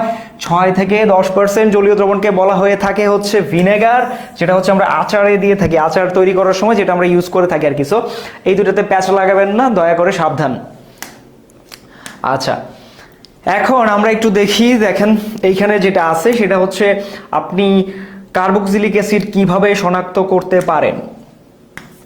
ধরেন যে আপনার কাছে যে কোনো একটা জৈব অ্যাসিড দেওয়া আছে, সেই জৈব অ্যাসিডটা আপনি কিভাবে শনাক্ত করতে পারেন আমরা একটু দেখি। ধরেন যে দেখি যে কোনো একটা জৈব অ্যাসিড CH3COOH আপনার কাছে আছে। এই CH3COOH-টা আপনি কিভাবে শনাক্ত করতে পারবেন কেউ একজন বলেন তো দেখি। আপনার কাছে ধরেন যে কোনো একটা পাত্র আছে, এই পাত্রের মধ্যে আমি একটা জিনিস দিলাম এবং আমি বললাম যে এটা হচ্ছে CH3COOH বা অ্যাসিটিক অ্যাসিড। এখন আপনার কাজ হচ্ছে টেস্ট করা বা কনফার্ম করা আমার কথাটা কি সত্য নাকি সত্য না, এটা টেস্ট করা। আপনি কিভাবে টেস্ট করবেন বলেন তো দেখি। ভেরি গুড, সেজুতি লিখছে যে ক্ষারকের সাথে বিক্রিয়া। ভেরি গুড, কোন ক্ষারকের সাথে বিক্রিয়া করলে আমি সবচেয়ে ভালোভাবে এটা টেস্ট করতে পারবো বলেন তো দেখি। দেখেন এত কিছুর দরকার নাই, আপনি যদি হচ্ছে সোডিয়াম বাইকার্বনেট ইউজ করেন, সোডিয়াম হাইড্রোজেন কার্বনেট বা সোডিয়াম বাইকার্বনেট, এটার সাথে যদি আপনি হচ্ছে এই CH3COOH এর বিক্রিয়াটা করেন, যেটা চলে আসে সেটা হচ্ছে আপনারা সবাই জানেন বাইকার্বনেটের সাথে অ্যাসিডের বিক্রিয়া করলে লবণ, পানি আর কার্বন ডাইঅক্সাইড তৈরি হয়। কি তৈরি হয়? কার্বন ডাইঅক্সাইড, পানি আর কি তৈরি হয়? লবণ তৈরি হয়। লবণটা কি হবে? লবণটা হবে CH3COONA। এখন একটু খেয়াল করেন তো ভাইয়া, এইখানে কার্বন ডাইঅক্সাইড যে জিনিসটা আছে সেটা অবশ্যই একটা গ্যাস। সো এখানে কি হবে? এটা বুদবুদ আকারে উপরে উঠবে। সো আপনার পাত্রে আমি যে জিনিসটা দিলাম, মনে করেন যে এখানে আপনাকে দিয়েছিলাম আমি কি অ্যাসিটিক অ্যাসিড বা হচ্ছে ইথানোয়িক অ্যাসিড। এখন এই ইথানোয়িক অ্যাসিড আপনি টেস্ট করবেন কিভাবে? আপনি টেস্ট করার জন্য কি করবেন? সোডিয়াম বাইকার্বনেট ইউজ করবেন। সোডিয়াম বাইকার্বনেটের সাথে অ্যাড করে দিবেন। করে দিলে কি হবে? দেখা যাবে যে আপনার এই পাত্রের মধ্যে বুদবুদ উঠছে। কিসের বুদবুদ? কার্বন ডাইঅক্সাইডের বুদবুদ। কার্বন ডাইঅক্সাইডের বুদবুদটা এখানে উঠলে আপনি বুঝে যাবেন বা আপনি নিশ্চিত হয়ে যাবেন যে এখানে আপনার কি আছে, এখানে CH3COOH বা কোনো একটা জৈব অ্যাসিড আছে আর কি, কোনো একটা জৈব অ্যাসিড আছে আর কি। সো এইভাবে হচ্ছে আপনি জৈব অ্যাসিড টেস্ট করতে পারেন বা কার্বক্সিলিক অ্যাসিড টেস্ট করতে পারেন। সবাই কি বুঝছে কিনা আমাকে একটু জানাবেন, সবাই বুঝছেন কিনা আমাকে একটু জানাবেন।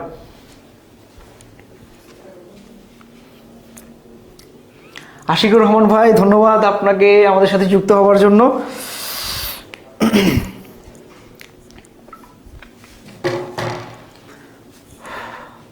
সবার বোধগম্য হয়েছে কিনা একটু আমাকে জানাবেন, সবাই দয়া করে একটু জানিয়ে দিবেন যে আপনি কিভাবে কার্বক্সিলিক অ্যাসিড শনাক্ত করতে পারেন সেটা বুঝেছেন কিনা।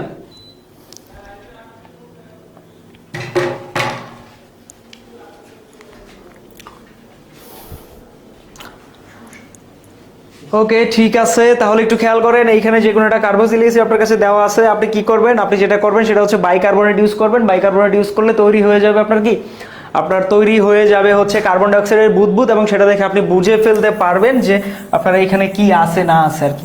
সো এই আর কি। এখন দেখেন আপনাকে একটা হোমওয়ার্ক দেওয়া আছে, সেটা হচ্ছে ইথেন থেকে ইথানোয়িক অ্যাসিড তৈরি করো। এই উদাহরণটা সবাই পারবেন কিনা আমাকে বলেন তো দেখি। ইথেন থেকে ধরেন যে আপনি ইথানোয়িক অ্যাসিড তৈরি করবেন, কিভাবে করবেন বলেন তো দেখি। ইথেন থেকে ইথানোয়িক অ্যাসিড তৈরি করতে পারবেন কিনা জানান তো দেখি, কতটুকু কনফিডেন্স আছে। ইথেন থেকে ইথানোয়িক অ্যাসিড,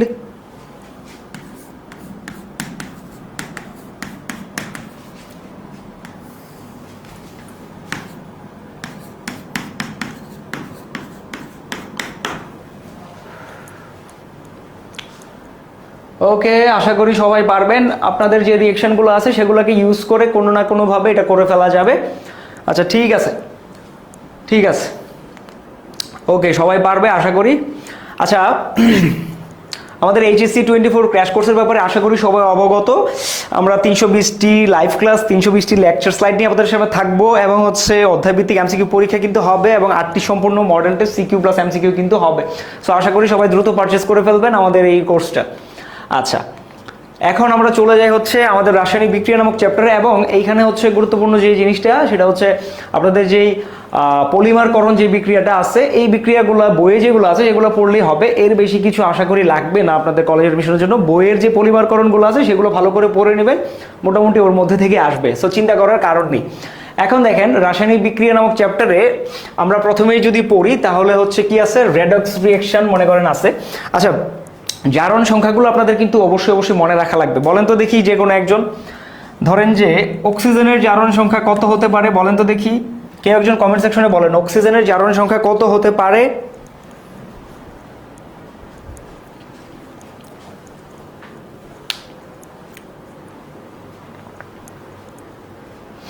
অক্সিজেনের জারণ সংখ্যা সাধারণত কত হয়? অরিন্দর শিকদার ভেরি গুড, -2। যারা +2 লিখছেন তাদের জন্য এক বালতি সমবেদনা ছাড়া আর কিছু না, কিন্তু হচ্ছে যে -2 লিখছেন তারটাও সম্পূর্ণ হয়নি, কারণ অক্সিজেনের জারণ সংখ্যা শুধু -2 হয় না, কিন্তু -1ও হতে পারে, -1/2ও হতে পারে। আপনারা জানেন যখন হচ্ছে অক্সাইড থাকে, সাধারণ যে অক্সাইড, তখন হচ্ছে -2 থাকে অক্সিজেনের জারণ সংখ্যা, যখন হচ্ছে -1 থাকে তখন হচ্ছে পার অক্সাইড, এবং যখন -1/2 থাকে তখন হচ্ছে সুপার অক্সাইড। সো মাথায় রাখতে হবে জিনিসগুলো, একই সাথে মাথায় রাখতে হবে, ঠিক আছে? যে কোনো কোশ্চেন কিন্তু চলে আসতে পারে এই যাবতীয়, তখন কিন্তু ভুল করলে চলবে না। সো জারণ সংখ্যাগুলো সবাই একটু মাথায় রাখবেন, আর আশা করি সবাই জানেন গ্রুপ 1, গ্রুপ 17 এগুলো জারণ সংখ্যা +1 -1, তারপরে অক্সিজেন, আরও বিভিন্ন রকম কয়েকটা মৌল আছে যাদের জারণ সংখ্যা ফিক্সড, এগুলো মনে রাখবেন। আচ্ছা, এখন আমরা চলে যাই আমাদের পরবর্তী কোশ্চেনে কি আছে একটু দেখি। Na2S2O3, এখানে জারণ সংখ্যা কত? এখানে কেন্দ্রীয় পরমাণুর জারণ সংখ্যা কত এটা চাইছে। কেন্দ্রীয় পরমাণুর জারণ সংখ্যা কত? আচ্ছা বলেন তো দেখি, এই যে এই যৌগটাতে কেন্দ্রীয় পরমাণু কোনটা? কেউ একজন আমাকে জানিয়ে দিন তো দেখি, এই যৌগে কেন্দ্রীয় পরমাণু কোনটা?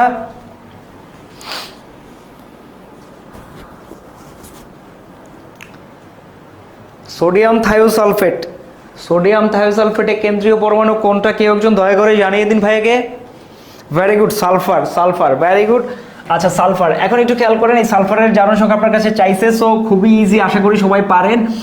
এইটা একটা যৌগ, যৌগের সম্পূর্ণ জারণ সংখ্যা কত হয়? যৌগের সম্মিলিত জারণ সংখ্যা হয় 0, এটা আমি জানি। আচ্ছা, এটা প্রথমে আমি লিখে নিলাম যে সম্পূর্ণ যৌগের মোট জারণ সংখ্যা 0। এখন দেখেন এখানে কি আছে, দুইটা সোডিয়াম আছে, তার মানে হচ্ছে 2 × +1, 2 × +1। আশা করি সবাই জানি কেন 2 × +1 হলো, কারণ সোডিয়াম হচ্ছে গ্রুপ 1 এর একটা মৌল, এবং গ্রুপ 1 এর মৌলগুলো সাধারণত কি করে, +1 জারণ সংখ্যা প্রদর্শন করে। তাহলে দুইটা সোডিয়াম আছে, 2 × +1। এখানে কি আছে, 2 × 2 × S। S এর জারণ সংখ্যাটা আমি জানি না, কেন্দ্রীয় পরমাণু হচ্ছে সালফার এখানে, সো সালফারের জারণ সংখ্যাটা আমি বের করবো, এই কারণে 2S দিয়ে লিখলাম। সাথে কি আছে, সাথে আছে হচ্ছে 3টা অক্সিজেন। আমরা জানি অক্সিজেনের জারণ সংখ্যা সাধারণত কি হয়, -2 হয়। সো এখানে যদি আপনি বসান 3 × -2, এখন আপনি যদি এখান থেকে সমীকরণটা সলভ করে এস এর মান বের করেন, কত আসে বলেন তো দেখি, এস এর মানটা কত আসে বলেন তো দেখি।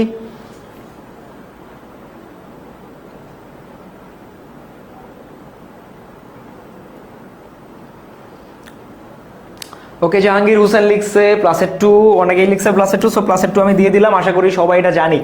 সো একদম সহজ জিনিস। এরপর হচ্ছে আমরা চলে যাই পরবর্তী কোশ্চেনে।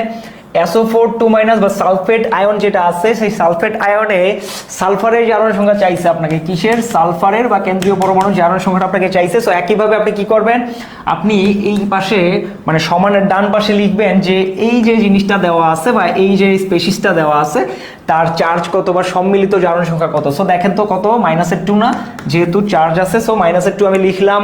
এরপর কি আছে, সালফার আছে, সো সালফারের জারণ সংখ্যা আমি S দিয়ে প্রকাশ করছি যেহেতু আমি জানি না। সাথে কি আছে, 4 অণু অক্সিজেন আছে, তার মানে হচ্ছে 4 × -2 আমি লিখলাম। সো ওই পাশ এই পাশ যাই করি না কেন কত আসবে, এটা +6 আসবে, আশা করি সবাই জানি। সো এইভাবে হচ্ছে জারণ সংখ্যা আমরা খুব সহজে নির্ণয় করতে পারি। সো এইগুলো একদম সহজ জিনিস। আচ্ছা, এখন দেখেন কি আছে, N2 + 3H2 = 2NH3। এই বিক্রিয়ার জারণ অর্ধবিক্রিয়া এবং বিজারণ অর্ধবিক্রিয়াটি লিখতে বলছে আপনাকে। সো দেখেন ভাইয়া, এই বিক্রিয়ার জারণ এবং বিজারণ অর্ধবিক্রিয়া আপনি লিখবেন। সো সবাই একটু খেয়াল করি, ধরেন যে N2 প্লাস H2 দেওয়া আছে, সাথে উৎপাদ কি আছে, উৎপাদ আছে NH3। আচ্ছা, প্রথম কথাই হচ্ছে এখানে জারণ কার হয়েছে বলেন তো দেখি, যে কোনো একজন আমাকে বলবে জারণ কার হয়েছে, এই বিক্রিয়াতে জারণ কার হয়েছে। উদ্দীপকের বিক্রিয়াতে জারণ সংঘটিত হয়েছে কার?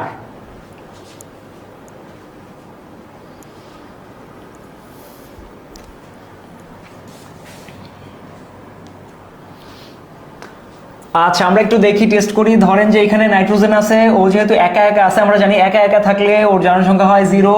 এখানে হাইড্রোজেন একা একা আছে, জারণ সংখ্যা 0। এখানে গিয়ে নাইট্রোজেনের জারণ সংখ্যা হয়ে গেছে -3, এখানে গিয়ে ওর হয়ে গেছে +1। সো আমরা দেখতেই পাচ্ছি জারণ সংখ্যা বাড়ছে হচ্ছে হাইড্রোজেনের, সুতরাং হাইড্রোজেনের জারণ সংঘটিত হয়েছে। সো আমি যদি লিখি যে জারণ, তাহলে সাথে আমার লিখতে হবে যে এই যে হাইড্রোজেনটা আছে, এই যে হাইড্রোজেন বা H2 ছিল, এই H2 ওই পাশে গিয়ে কি হয়ে গেছে, এই H2 ওই পাশে গিয়ে যেটা হয়ে গেছে সেটা হচ্ছে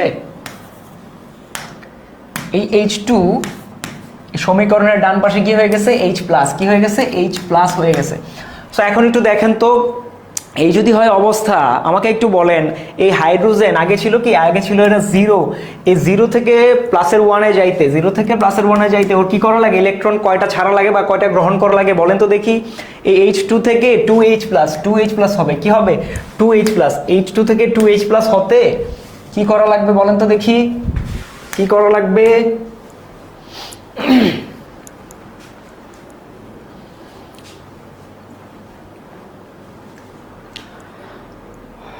ওকে, আচ্ছা দেখেন কি করা লাগবে, জাস্ট 2টা ইলেকট্রন ছাড়া লাগবে, ছাড়লেই হচ্ছে ওইরকম হয়ে যাবে। এরপর যদি আমি দেখি বিজারণটা, একটু দেখলেই হচ্ছে আমরা বুঝে যাব বিজারণটা কি হয়েছে বা কার হয়েছে। নাইট্রোজেন আগে ছিল 0, এরপর হয়ে গেছে -3, সুতরাং নাইট্রোজেন কি হয়েছে এখানে অবশ্যই এবং অবশ্যই নাইট্রোজেনের কি হয়েছে, নাইট্রোজেনের অবশ্যই কি হয়েছে, বিজারণ হয়েছে। সো বিজারণ হতে গেলে ওর কি করা লাগবে দেখেন তো দেখি, N2 ছিল এই পাশে, N2 ওই পাশে কি হয়েছে, N3-, অবশ্যই 2N3- হবে, কারণ 2টা পরমাণু ছিল, সো 2টা আয়ন উৎপন্ন হবে। এখন যদি এইখানে আপনি এটা করতে চান, অবশ্যই আপনি বুঝতেই পারছেন যে ওর কি করা লাগছে, 6টা ইলেকট্রন গ্রহণ করা লাগছে। সো 6টা ইলেকট্রন যদি ও গ্রহণ করে, একটু দেখি আমরা সবাই, 6টা ইলেকট্রন যদি গ্রহণ করে তাহলে ওভারঅল বিক্রিয়াটা কি হবে। আমাদের তো জারণ অর্ধবিক্রিয়া এবং বিজারণ অর্ধবিক্রিয়া দেখা শেষ।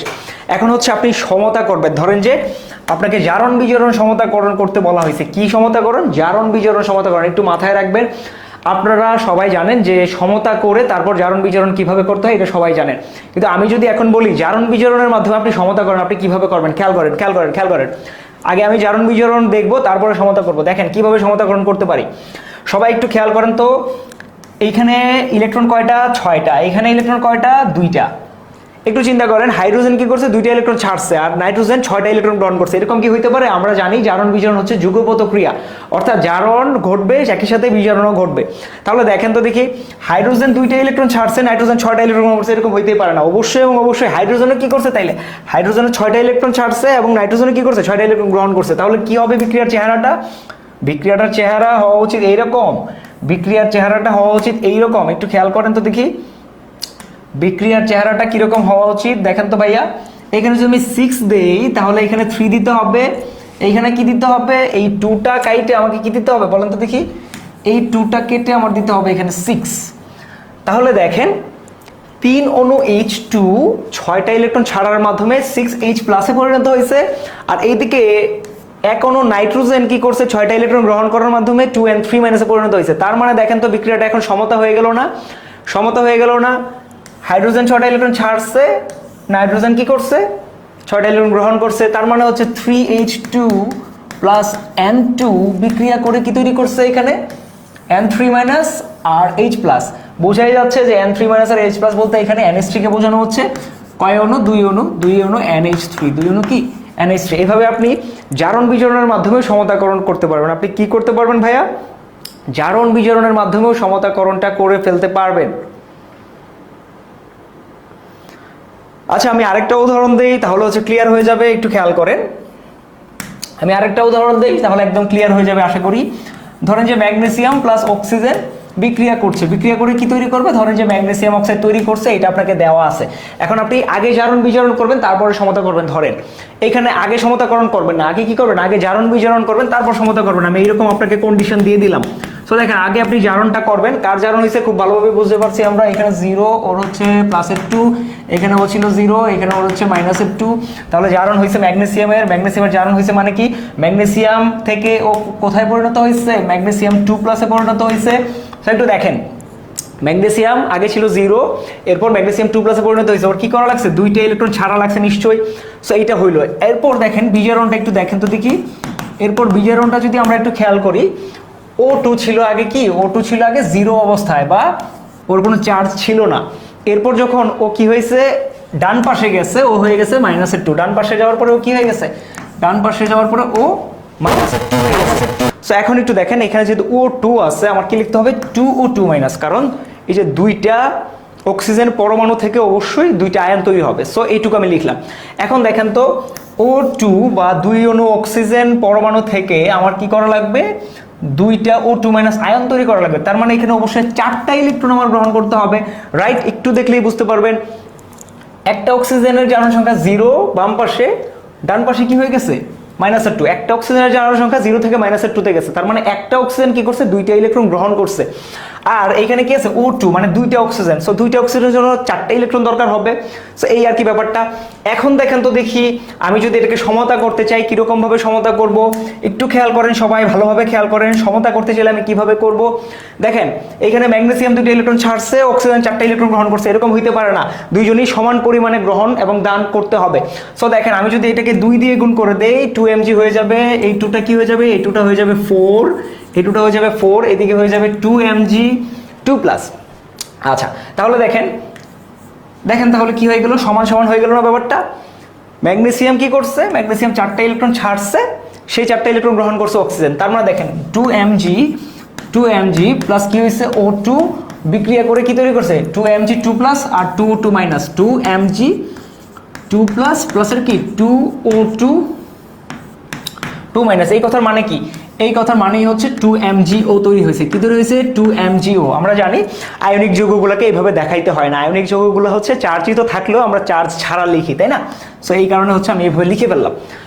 সো দেখেন, আপনি সমতাকরণটাকে জারণ বিজারণের মাধ্যমে কিন্তু করে ফেলতে পারেন। এর নাম হচ্ছে জারণ বিজারণ সমতাকরণ। আগে জারণ বিজারণ করে ইলেকট্রন সংখ্যাগুলো সমান করবেন।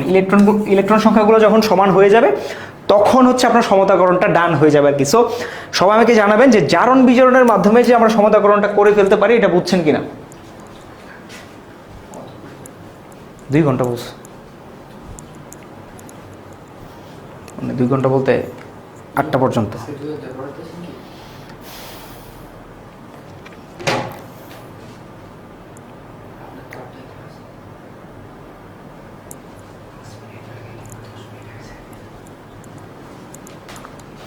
ওকে, আশা করি সবার ক্লিয়ার। এটা হচ্ছে আর কি আরেকটা টেকনিক, যেটা হচ্ছে আপনারা ইন্টারে উঠলে পাবেন, যে আগে জারণ বিজারণ করব, তারপর আমি সমতা করব।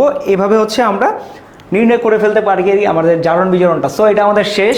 এরপর দেখেন আরেকটা ইম্পর্টেন্ট জিনিস, সেটা হচ্ছে প্রশমন বিক্রিয়া। প্রশমন বিক্রিয়াটা একটু দেখি সবাই। প্রশমন বিক্রিয়া জিনিসটা কি ভাইয়া? প্রশমন বিক্রিয়া অ্যাসিড আর ক্ষারের বিক্রিয়া, এইটুকু আমরা সবাই জানি। পানি এবং লবণ তৈরি হবে। এখন পানি এবং লবণ তৈরি হবে, খুবই ভালো কথা। এখন দেখি প্রথমে একটা উদাহরণ, HCl + NaOH বিক্রিয়া করে H2NaCl তৈরি করলো, সবচেয়ে পরিচিত একটা প্রশমন বিক্রিয়া উদাহরণ। এরপর দেখেন HCl + MgOH2, আপনারা সবাই জানেন MgOH2 হচ্ছে অ্যান্টাসিডে থাকে। আবার অ্যান্টাসিডে কি থাকতে পারে, LOH3 বা অ্যালুমিনিয়াম হাইড্রোক্সাইডও থাকতে পারে। ম্যাগনেসিয়াম হাইড্রোক্সাইড এবং অ্যালুমিনিয়াম হাইড্রোক্সাইড দুইটার যে কোনো কিছু থাকতে পারে। এগুলোর সমানে অ্যান্টাসিড তৈরি হয়। সো আপনার যখনই পেটে অ্যাসিডিটি হয় বা অ্যাসিড বেড়ে যায়, তখন হচ্ছে দেখবেন যে মুরব্বীরা বা আপনাদের মধ্যে যাদের গ্যাস্ট্রিকের সমস্যা আছে বা হচ্ছে অ্যাসিডিটির সমস্যা আছে, তারা হয়তো অ্যান্টাসিড প্রায়ই খেয়ে থাকেন। কেন খেয়ে থাকেন আশা করি সবাই জানেন, যে HCl বেড়ে গেলে আমাদের পেটের মধ্যে, তখন আমরা অ্যান্টাসিড খেয়ে ওই HClটাকে প্রশমিত করে ফেলি। প্রশমিত করে কি তৈরি করে ফেলি, পানি এবং লবণ তৈরি করে ফেলি। সো এই আর কি ব্যাপারটা, আশা করি সবার কাছে ক্লিয়ার। এখন সবচেয়ে ইম্পর্টেন্ট একটা কোশ্চেন হচ্ছে, সকল প্রশমন বিক্রিয়া ভাইয়া -57.34 kJ/mol এই তাপ উৎপন্ন হয় কেন? খেয়াল করেন, সকল প্রশমন বিক্রিয়া বলতে বেশিরভাগ আর কি, বেশিরভাগ প্রশমন বিক্রিয়া -57.34 kJ/mol তাপ উৎপন্ন হয় কেন? কেউ একজন বলেন তো দেখি কমেন্ট সেকশনে, যে সকল প্রশমন বিক্রিয়া বা বেশিরভাগ প্রশমন বিক্রিয়ায় -57.34 kJ তাপ কেন উৎপন্ন হয়?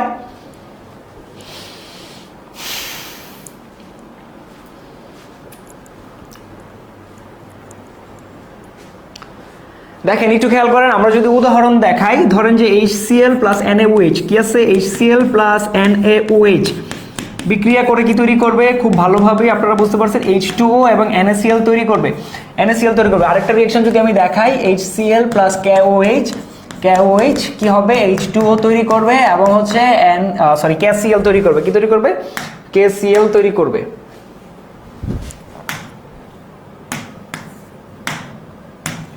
KCl তৈরি করবে। এখন একটু চিন্তা করেন, এখানে খুবই গুরুত্বপূর্ণ একটা জিনিস আছে। এই HClটা কি ভাইয়া, HClটা হচ্ছে অ্যাকুয়াস দশায় থাকে, সোডিয়াম হাইড্রোক্সাইডটাও কি দশায় থাকে, অ্যাকুয়াস দশায় থাকে, NaClটাও কি থাকে, অ্যাকুয়াস দশায় থাকে। এইদিকে আমরা একটু দেখি, অ্যাকুয়াস, এইটাও অ্যাকুয়াস, এইটাও কি অ্যাকুয়াস। H2টা কি, H2 হচ্ছে লিকুইড, H2 এর মধ্যে তো আর অ্যাকুয়াস নাই, কারণ পানির মধ্যে পানি তো জলীয় দশায় থাকতে পারে না, পানি তো পানি মানে কি লিকুইড। এখন একটু চিন্তা করেন, HCl অ্যাকুয়াস এটা কিরকম থাকে, HCl অ্যাকুয়াস মানে হচ্ছে H প্লাস আর কি, আর আছে Cl মাইনাস আপনার দ্রবণে। একটু ভালোভাবে খেয়াল করেন, সাথে কি আছে NaOH মানে কি Na প্লাস আর কি আছে OH মাইনাস, কি আছে Na প্লাস আর OH মাইনাস। জলীয় দশায় যখন থাকে এরা কি আয়নিত অবস্থায় থাকে না, এই যে সবল অ্যাসিড এবং সবল ক্ষারগুলো আপনারা সবাই জানেন, সবল অ্যাসিড সবল ক্ষার এরা কি করে, অ্যাকুয়াস বা জলীয় দশায় থাকলে মূলত আয়নিত অবস্থায় থাকে, রাইট। সো এই যে আয়নিত অবস্থায় আছে। এরপর দেখেন এখানে কি আছে, H2O তো আর কোনো রকম কোনো H প্লাস OH মাইনাস আকারে থাকে না, আমরা জানি খুবই কম পরিমাণে থাকে, ওইটা আমরা উজ্জ্বল রাখতে পারি। H2 কি দশায় থাকে, H2 এর মতোই থাকে। আর এখানে কি আছে, Na প্লাস আর Cl মাইনাস, কি আছে Na প্লাস Cl মাইনাস। দেখেন একটু খেয়াল করেন, NaCl অ্যাকুয়াস মানে হচ্ছে Na প্লাস Cl মাইনাস আকারে আছে। এখন একটু দেখেন তো, এইখানেও এই যে HCl আছে, এটা কি H plus Cl minus, K plus OH minus, H2O এর মতোই আছে, এখানে কি K প্লাস প্লাসের Cl মাইনাস। দেখেন দুইটা আলাদা আলাদা প্রশমন বিক্রিয়া আমি লিখছি, এই যে উপরেরটা হচ্ছে 1 নম্বর প্রশমন বিক্রিয়া, নিচেরটা হচ্ছে 2 নম্বর প্রশমন বিক্রিয়া। দুইটা বিক্রিয়ার ক্ষেত্রে দেখেন কার্যকলাপগুলো কিন্তু সেম, একটু ভালোভাবে খেয়াল করলে বুঝতে পারবেন যে কার্যকলাপগুলো সেম। কিভাবে সেম ভাইয়া, একটু দেখেন কিভাবে সেম। দেখেন দুইটা আলাদা আলাদা বিক্রিয়া আমি লিখলাম, কিভাবে সেম দেখেন। এই যে এইটুকু আগে খেয়াল করেন ভালোভাবে, এইটুকু খেয়াল করেন, আমাদের বিক্রিয়ার আগে কি ছিল, H plus Cl minus Na plus OH minus, এগুলো ছিল, ভালো কথা। বিক্রিয়ার পরে কি আছে, H2O সাথে Na প্লাস Cl মাইনাস। দেখেন তো দেখি, আগে Na প্লাসটা Na প্লাসের মতোই ছিল, পরেও Na প্লাসের মতোই আছে। আগে Cl মাইনাসটা Cl মাইনাস অবস্থায় ছিল, পরেও সেটা একই রকম আছে। অর্থাৎ বিক্রিয়ার আগে এবং পরে এই যে সোডিয়াম প্লাস এবং Cl মাইনাস, এদের কোনো কি চেঞ্জ আছে, চেঞ্জ কিন্তু নাই। এরপর 2 নম্বর বিক্রিয়া তো খেয়াল করেন, এইখানে 2 নম্বর বিক্রিয়াটা যদি একটু ভালোভাবে চেয়ে দেখেন, আপনারা দেখেন পটাশিয়াম প্লাস বিক্রিয়ার আগে যেরকম ছিল পরেও ঠিক একই রকম আছে, আবার Cl মাইনাস আগে যেরকম ছিল পরেও একই রকম আছে। খালি চেঞ্জটা হয়েছে কার ভাইয়া, চেঞ্জটা হয়েছে কার, একটু মুছে নেই, চেঞ্জটা হয়েছে কার ভাইয়া, একটু দেখেন উপরের বিক্রিয়াতেও H প্লাস আর OH মাইনাস বিক্রিয়া করে কি তৈরি করছে, H2O। নিচের বিক্রিয়াতেও H প্লাস আর OH মাইনাস বিক্রিয়া করে কি তৈরি করছে, H2O। সো দেখেন দুইটা আলাদা আলাদা প্রশমন বিক্রিয়া আপনি নিলেন, বাট দুইটা আলাদা আলাদা প্রশমন বিক্রিয়ার ক্ষেত্রেও দেখা যায় যে মূল কাজ একটাই হচ্ছে। মূল কাজ কোনটা, মূল কাজ হচ্ছে H প্লাস এবং OH মাইনাস বিক্রিয়া করে পানি তৈরি হওয়া। দুইটা বিক্রিয়াতে একই কাজ হচ্ছে, কি কাজ, H প্লাস OH মাইনাস বিক্রিয়া করে H2 তৈরি হওয়া। বাকিগুলো কি, বাকিগুলো দর্শক আয়ন, এই যে Cl মাইনাস Na প্লাস আগেই যেরকম ছিল পরেও একই রকম আছে। দ্বিতীয় বিক্রিয়ার ক্ষেত্রে Cl মাইনাস পটাশিয়াম প্লাস আগেই এরকম ছিল পরেও একই রকম আছে, এরা হচ্ছে দর্শক আয়ন। সো এদের কোনো প্রভাব আমাদের বিক্রিয়ার উপর নেই। তাহলে দেখেন আমাদের দুইটা আলাদা আলাদা প্রশমন বিক্রিয়া, মানে 1 নম্বর এবং 2 নম্বর, দুইটা ক্ষেত্রেই আসল কাজ বা কাজের কাজ কোনটা হচ্ছে, কাজের কাজ হচ্ছে H প্লাস এবং OH মাইনাস বিক্রিয়া করে H2 তৈরি হওয়া। নিচের বিক্রিয়াতেও H প্লাস এবং OH মাইনাস বিক্রিয়া করে মূলত H2 তৈরি করাটাই হচ্ছে আমাদের কাজের কাজ। সো আমরা দেখতে পাচ্ছি যে কোনো প্রশমন বিক্রিয়া আমরা নেই না কেন সেখানে মূলত পানি তৈরি হয়, আর কিছুই তৈরি হয় না। কি হয়, পানি তৈরি হয়। সো এই যে পানি তৈরি হইতে যেটুকু তাপ লাগে সেটাই হচ্ছে 57.34 কিলোজুল। এই কারণে উপরের বিক্রিয়া এবং নিচের বিক্রিয়া দুইটা বিক্রিয়াতেই কি, এই যে উপরের বিক্রিয়া এবং হচ্ছে নিচের বিক্রিয়া দুইটা বিক্রিয়ার ক্ষেত্রেই সমান তাপ উৎপন্ন হয়, সেটা হচ্ছে 57.34 কিলোজুল তাপ উৎপন্ন হয়। এই তাপটা হচ্ছে মূলত পানি তৈরির তাপ। এই তাপটা কি, এই তাপটা হচ্ছে মূলত H2O বা পানি তৈরির তাপ। তো সবাই বুঝছেন কিনা আমাকে একটু জানাবেন, সবাই বোধগম্য হয়েছে কিনা আমাকে একটু জানাবেন।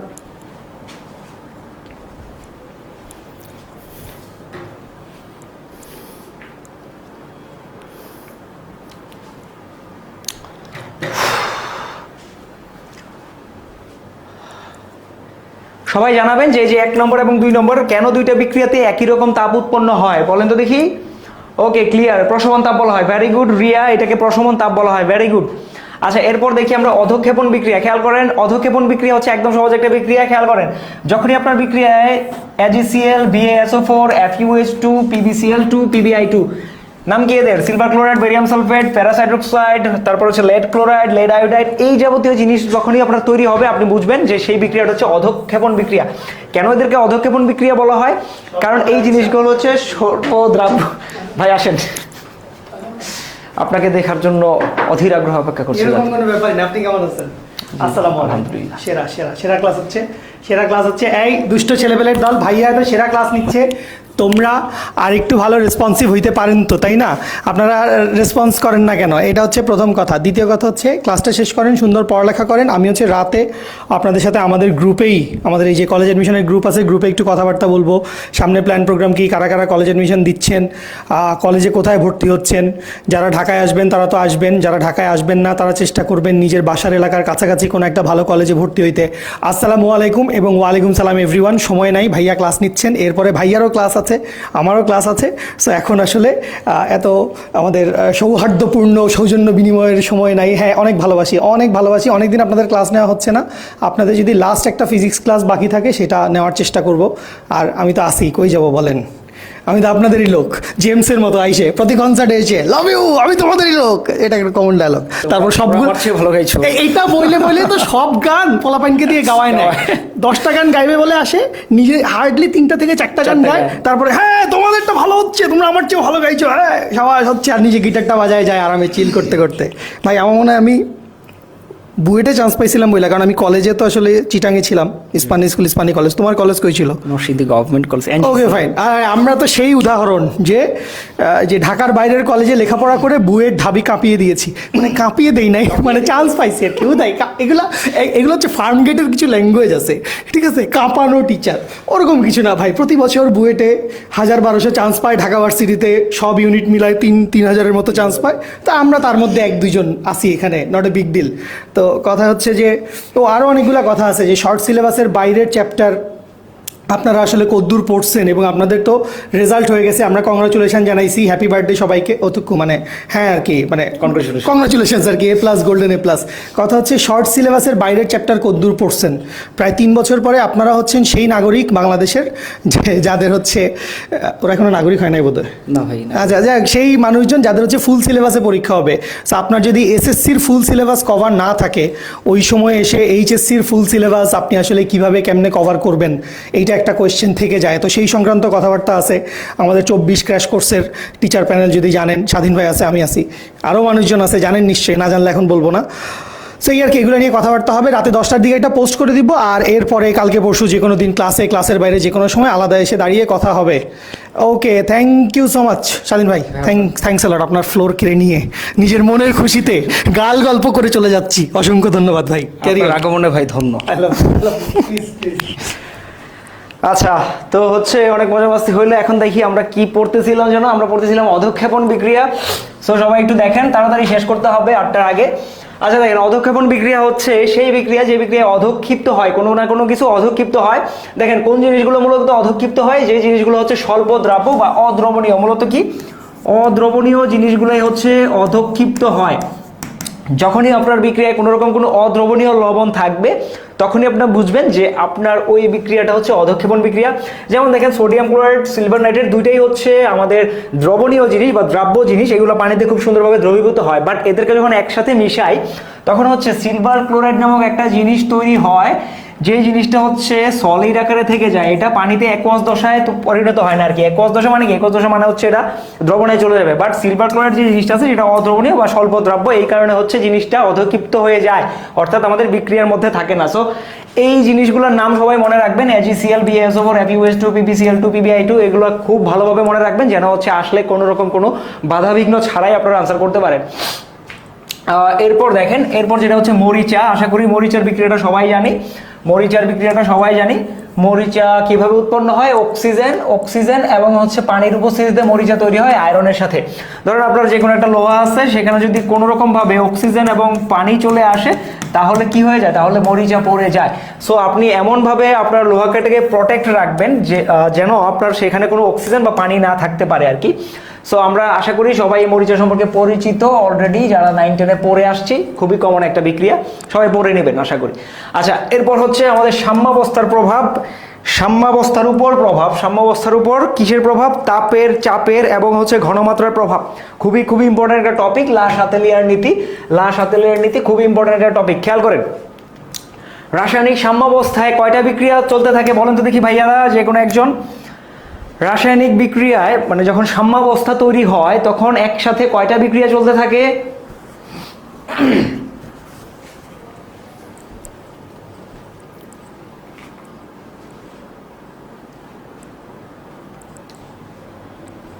রাসায়নিক বিক্রিয়া যখন হচ্ছে সাম্যাবস্থা তৈরি হয় তখন একই সাথে দুইটা বিক্রিয়া কিন্তু চলতে থাকে। একটা হচ্ছে সম্মুখ বিক্রিয়া আর একটা হচ্ছে পশ্চাৎ বিক্রিয়া, আপনারা সবাই জানেন। সো দেখেন, যে কোনো একটা বিক্রিয়া ধরেন যে হইতে পারে এরকম N2+H2 বিক্রিয়া করে তৈরি হচ্ছে NH3, এবং ধরেন যে এই বিক্রিয়াতে তাপ উৎপন্ন হচ্ছে। কি তৈরি হচ্ছে? তাপ উৎপন্ন হচ্ছে 92 কিলোজুল তাপ উৎপন্ন হচ্ছে।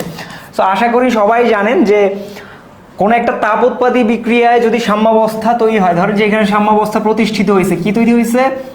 সাম্যাবস্থা প্রতিষ্ঠিত হয়েছে এই বিক্রিয়াতে, মানে যেই হারে N2 আর H2 মিলে NH3 তৈরি করছে, একইভাবে মনে করেন যে NH3 মিলে কি হয়েছে? নাইট্রোজেন এবং হাইড্রোজেন তৈরি করছে।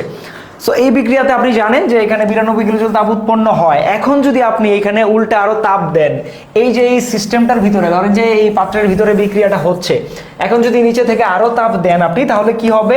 আশা করি সবাই জানি, তেলা মাথায় তেল দিলে, আমরা সবাই জানি যে তেলা মাথায় তেল দিলে কি হবে? পিছিয়ে পড়বে। কি হবে? পিছিয়ে পড়বে। যারা জানেন না জেনে নেন, তেলা মাথায় তেল দিলে পিছিয়ে পড়বে। তেলা মানে কি? তেলা মানে তাপ উৎপাদী, আর এই তেল মানে কি? এই তেল মানে তাপ।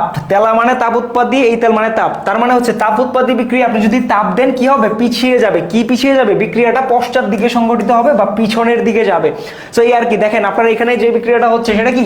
সেটা হচ্ছে একটা তাপ উৎপাদী বিক্রিয়া, মানে তেলা মাথা আর কি। সো এই তাপ উৎপাদী বিক্রিয়া যদি আপনি আবার তাপ দেন বা তেল দেন, কি হবে? পিছিয়ে পড়বে। কি পিছিয়ে পড়বে? বিক্রিয়াটা পিছিয়ে পড়বে, মানে পশ্চাৎ বিক্রিয়াটা সংঘটিত হবে বেশি পরিমাণে। আপনারা জানেন এখানে দুইটা বিক্রিয়া সংঘটিত হচ্ছে, কি N2 আর H2 মিলে তৈরি করছে হচ্ছে NH3, আবার পশ্চাৎ বিক্রিয়াটা সেটা হচ্ছে NH3 থেকে N2 আর H2 তৈরি হওয়ার যে বিক্রিয়া। সো এই দুইটা বিক্রিয়া একই সাথে হচ্ছে। এখন যদি আপনি তাপ দেন তাহলে কি হবে? পশ্চাৎ বিক্রিয়াটা বেশি হবে, অর্থাৎ এই বিক্রিয়াটা বেশি হবে। সো আশা করি এইটুকু সম্পর্কে আশা করি সবাই অবগত আছি। আমরা সবাই জানাই যে এইটুকু পর্যন্ত বুঝতে পারছি কিনা, যে তাপ উৎপাদী বিক্রিয়া তাপ দিলে পশ্চাৎ বিক্রিয়াটা বেশি সংঘটিত হয়। বুঝতে পারছি কিনা সবাই একটু জানাই। হ্যাঁ, বাম দিকে অগ্রসর হওয়া মানেই হচ্ছে পিছনের দিকে যাওয়া বিক্রিয়া, রাইট? না ভাইয়া, হ্যাঁ ঠিক আছে, ডেল এইচ মাইনাসের 92, ঠিক আছে আপনি যেটা বলছেন ভাইয়া, ঠিক আছে ডেল এইচ হচ্ছে মাইনাসের 92, বাট আমি তো এখানে ডেল এইচ লিখি না ভাইয়া। দেখেন তো এখানে আমি কি লিখছি? NH3 প্লাস, কি লিখছি? NH3 প্লাস মাইনাসের NH3 প্লাস 92 কিলোজুল, মানে হচ্ছে আপনার অ্যামোনিয়ার সাথে সাথে 92 কিলোজুল তাপ উৎপন্ন হয়েছে। আমি এখানে ডেল এইচ লিখি নাই। যদি আমি ডেল এইচ লিখতাম তাহলে হচ্ছে আমি আলাদাভাবে মাইনাস দিয়ে 92 কিলোজুল পার মোল লিখতাম, ঠিক আছে? সো এই আর কি ব্যাপারটা। আচ্ছা ঠিক আছে, সবাই আশা করি বুঝছি যে কিভাবে আমরা তেলা মাথায় তেল দিয়ে পিছিয়ে পড়বো আর কি। আচ্ছা, এরপর হচ্ছে আমরা চলে যাই আমাদের পরবর্তী যেটা আছে, অর্থাৎ চাপের প্রভাব। চাপের প্রভাবে হচ্ছে আমরা চলে যাই। দেখেন, চাপের প্রভাব বুঝতে হলে বিক্রিয়ার সাম্যাবস্থায় যদি চাপের প্রভাব আপনি বুঝতে চান, অবশ্যই আপনার সমতাকরণ করা লাগবে। এটা মাস্ট, এটা মাথায় রাখেন। সমতাকরণ মাস্ট। সমতাকরণটা কি? সমতাকরণটা একেবারে মাস্ট। আপনি যখনই আপনার বিক্রিয়া চাপের প্রভাব বুঝতে যাবেন, ধরেন যে এখানে একটা সাম্যাবস্থা তৈরি হয়েছে বা সাম্যাবস্থা প্রতিষ্ঠিত হয়েছে, এই সাম্যাবস্থায় আপনি যদি চাপের প্রভাবটা বুঝতে চান তাহলে অবশ্যই আগে সমতাকরণ করতে হবে। তো দেখেন তো দেখি সমতাকরণটা আমি কিভাবে করতে পারি। 2 আর এখানে যদি 3 দিয়ে সমতাকরণটা হয়ে গেল। এখন সবাই একটু মনে করার চেষ্টা করেন, দেখেন একটু দেখেন, মনে করার চেষ্টা করতে হবে না। ধরেন যে এটা হচ্ছে বিক্রিয়কের সাইড, এইটা হচ্ছে উৎপাদের সাইড। মাঝখানে কি আছে? মাঝখানে একটা পাইপ আছে বা মাঝখানে একটা ঢাকনা আছে এক রুম থেকে অন্য রুমে যাওয়ার। ধরেন যে এটা বিক্রিয়কের রুম। কিসের রুম এটা ভাইয়া? এটা বিক্রিয়কের রুম, আর এটা হচ্ছে উৎপাদের রুম।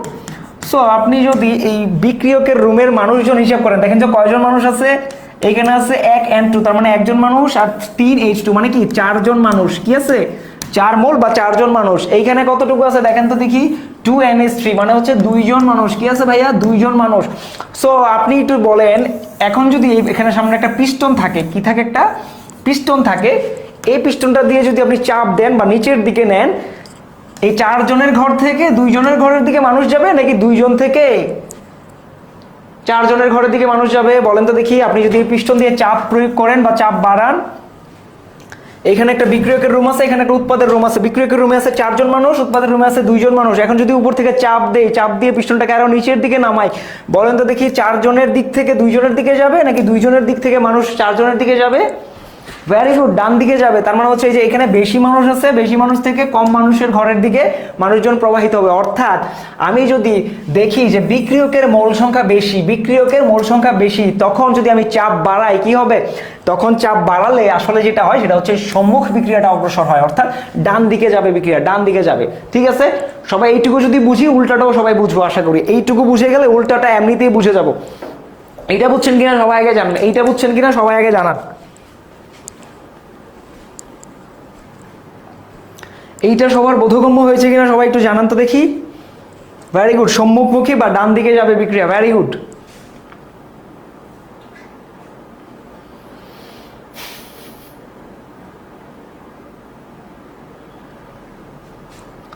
ওকে ঠিক আছে, এখন দেখেন খুবই ইম্পর্টেন্ট একটা তথ্য। এই তথ্যটা হচ্ছে খুবই ইম্পর্টেন্ট, খেয়াল করেন, খুবই ইম্পর্টেন্ট হচ্ছে চাপের প্রভাব যখন থাকা লাগবে আপনার বিক্রিয়াতে, যখন চাপের প্রভাব আপনি ব্যাখ্যা করবেন, তখন চাপের প্রভাবের জন্য আপনার কি হওয়া লাগবে? আপনার বিক্রিয়ক এবং উৎপাদগুলো গ্যাসীয় হওয়া লাগবে। কি লাগবে? বিক্রিয়ক এবং উৎপাদগুলো গ্যাসীয় হলে আপনি এই চাপের প্রভাবটা ব্যাখ্যা করতে পারবেন। বিক্রিয়ক এবং উৎপাদ যদি কি হয়? গ্যাসীয় হয়। এই চাপের প্রভাবটা মূলত প্রযোজ্য কখন? বিক্রিয়ক এবং উৎপাদ গ্যাসীয় হলে, এছাড়া প্রযোজ্য না। সো আপনি যখনই হচ্ছে দেখবেন আপনার কোনো একটা বিক্রিয়ায় চাপের প্রভাব চাইছে, তখনই আপনার সাথে সাথে দেখতে হবে সেখানে গ্যাসীয় জিনিসপত্র আছে কিনা। গ্যাসীয় না থাকলে কিন্তু হবে না, এটা সবার ভুল হয়, এটা আপনার মাথায় রাখেন।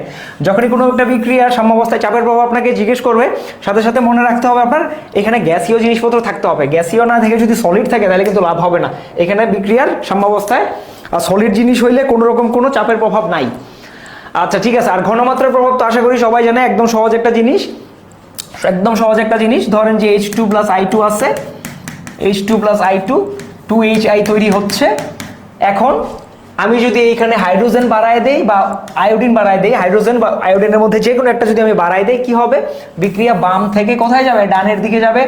আবার যদি আমি কি করি, আমাদের এই সিস্টেমের মধ্যে আমি যদি হাইড্রোজেন আয়োডাইডটা বাড়ায় দেই, তাহলে কি হবে? হাইড্রোজেন আয়োডাইড থেকে কি তৈরি হবে? H2 আর I2 তৈরি হবে। সো একদম সহজ জিনিস। আমরা যখন কোনো একটা সাম্যাবস্থার মধ্যে বিক্রিয়কের মোল সংখ্যা বাড়াবো বা বিক্রিয়কের ঘনমাত্রা বাড়াবো, তখন কি হবে? এই দিক থেকে ওই দিকে যাবে বিক্রিয়া। আবার যদি আমি কোনো একটা সিস্টেমের মধ্যে বা রাসায়নিক সাম্যাবস্থার মধ্যে আমি উৎপাদ বাড়িয়ে দেই বা উৎপাদের ঘনমাত্রা বাড়িয়ে দেই, কি হবে? এই দিক থেকে এই দিকে চলে আসবে বিক্রিয়া। সো আশা করি সবার ক্লিয়ার, এইটুকু সবার ক্লিয়ার কিনা সবাই একটু জানাবেন। যদি ক্লিয়ার হয়ে থাকে সবাই দ্রুত জানাবেন।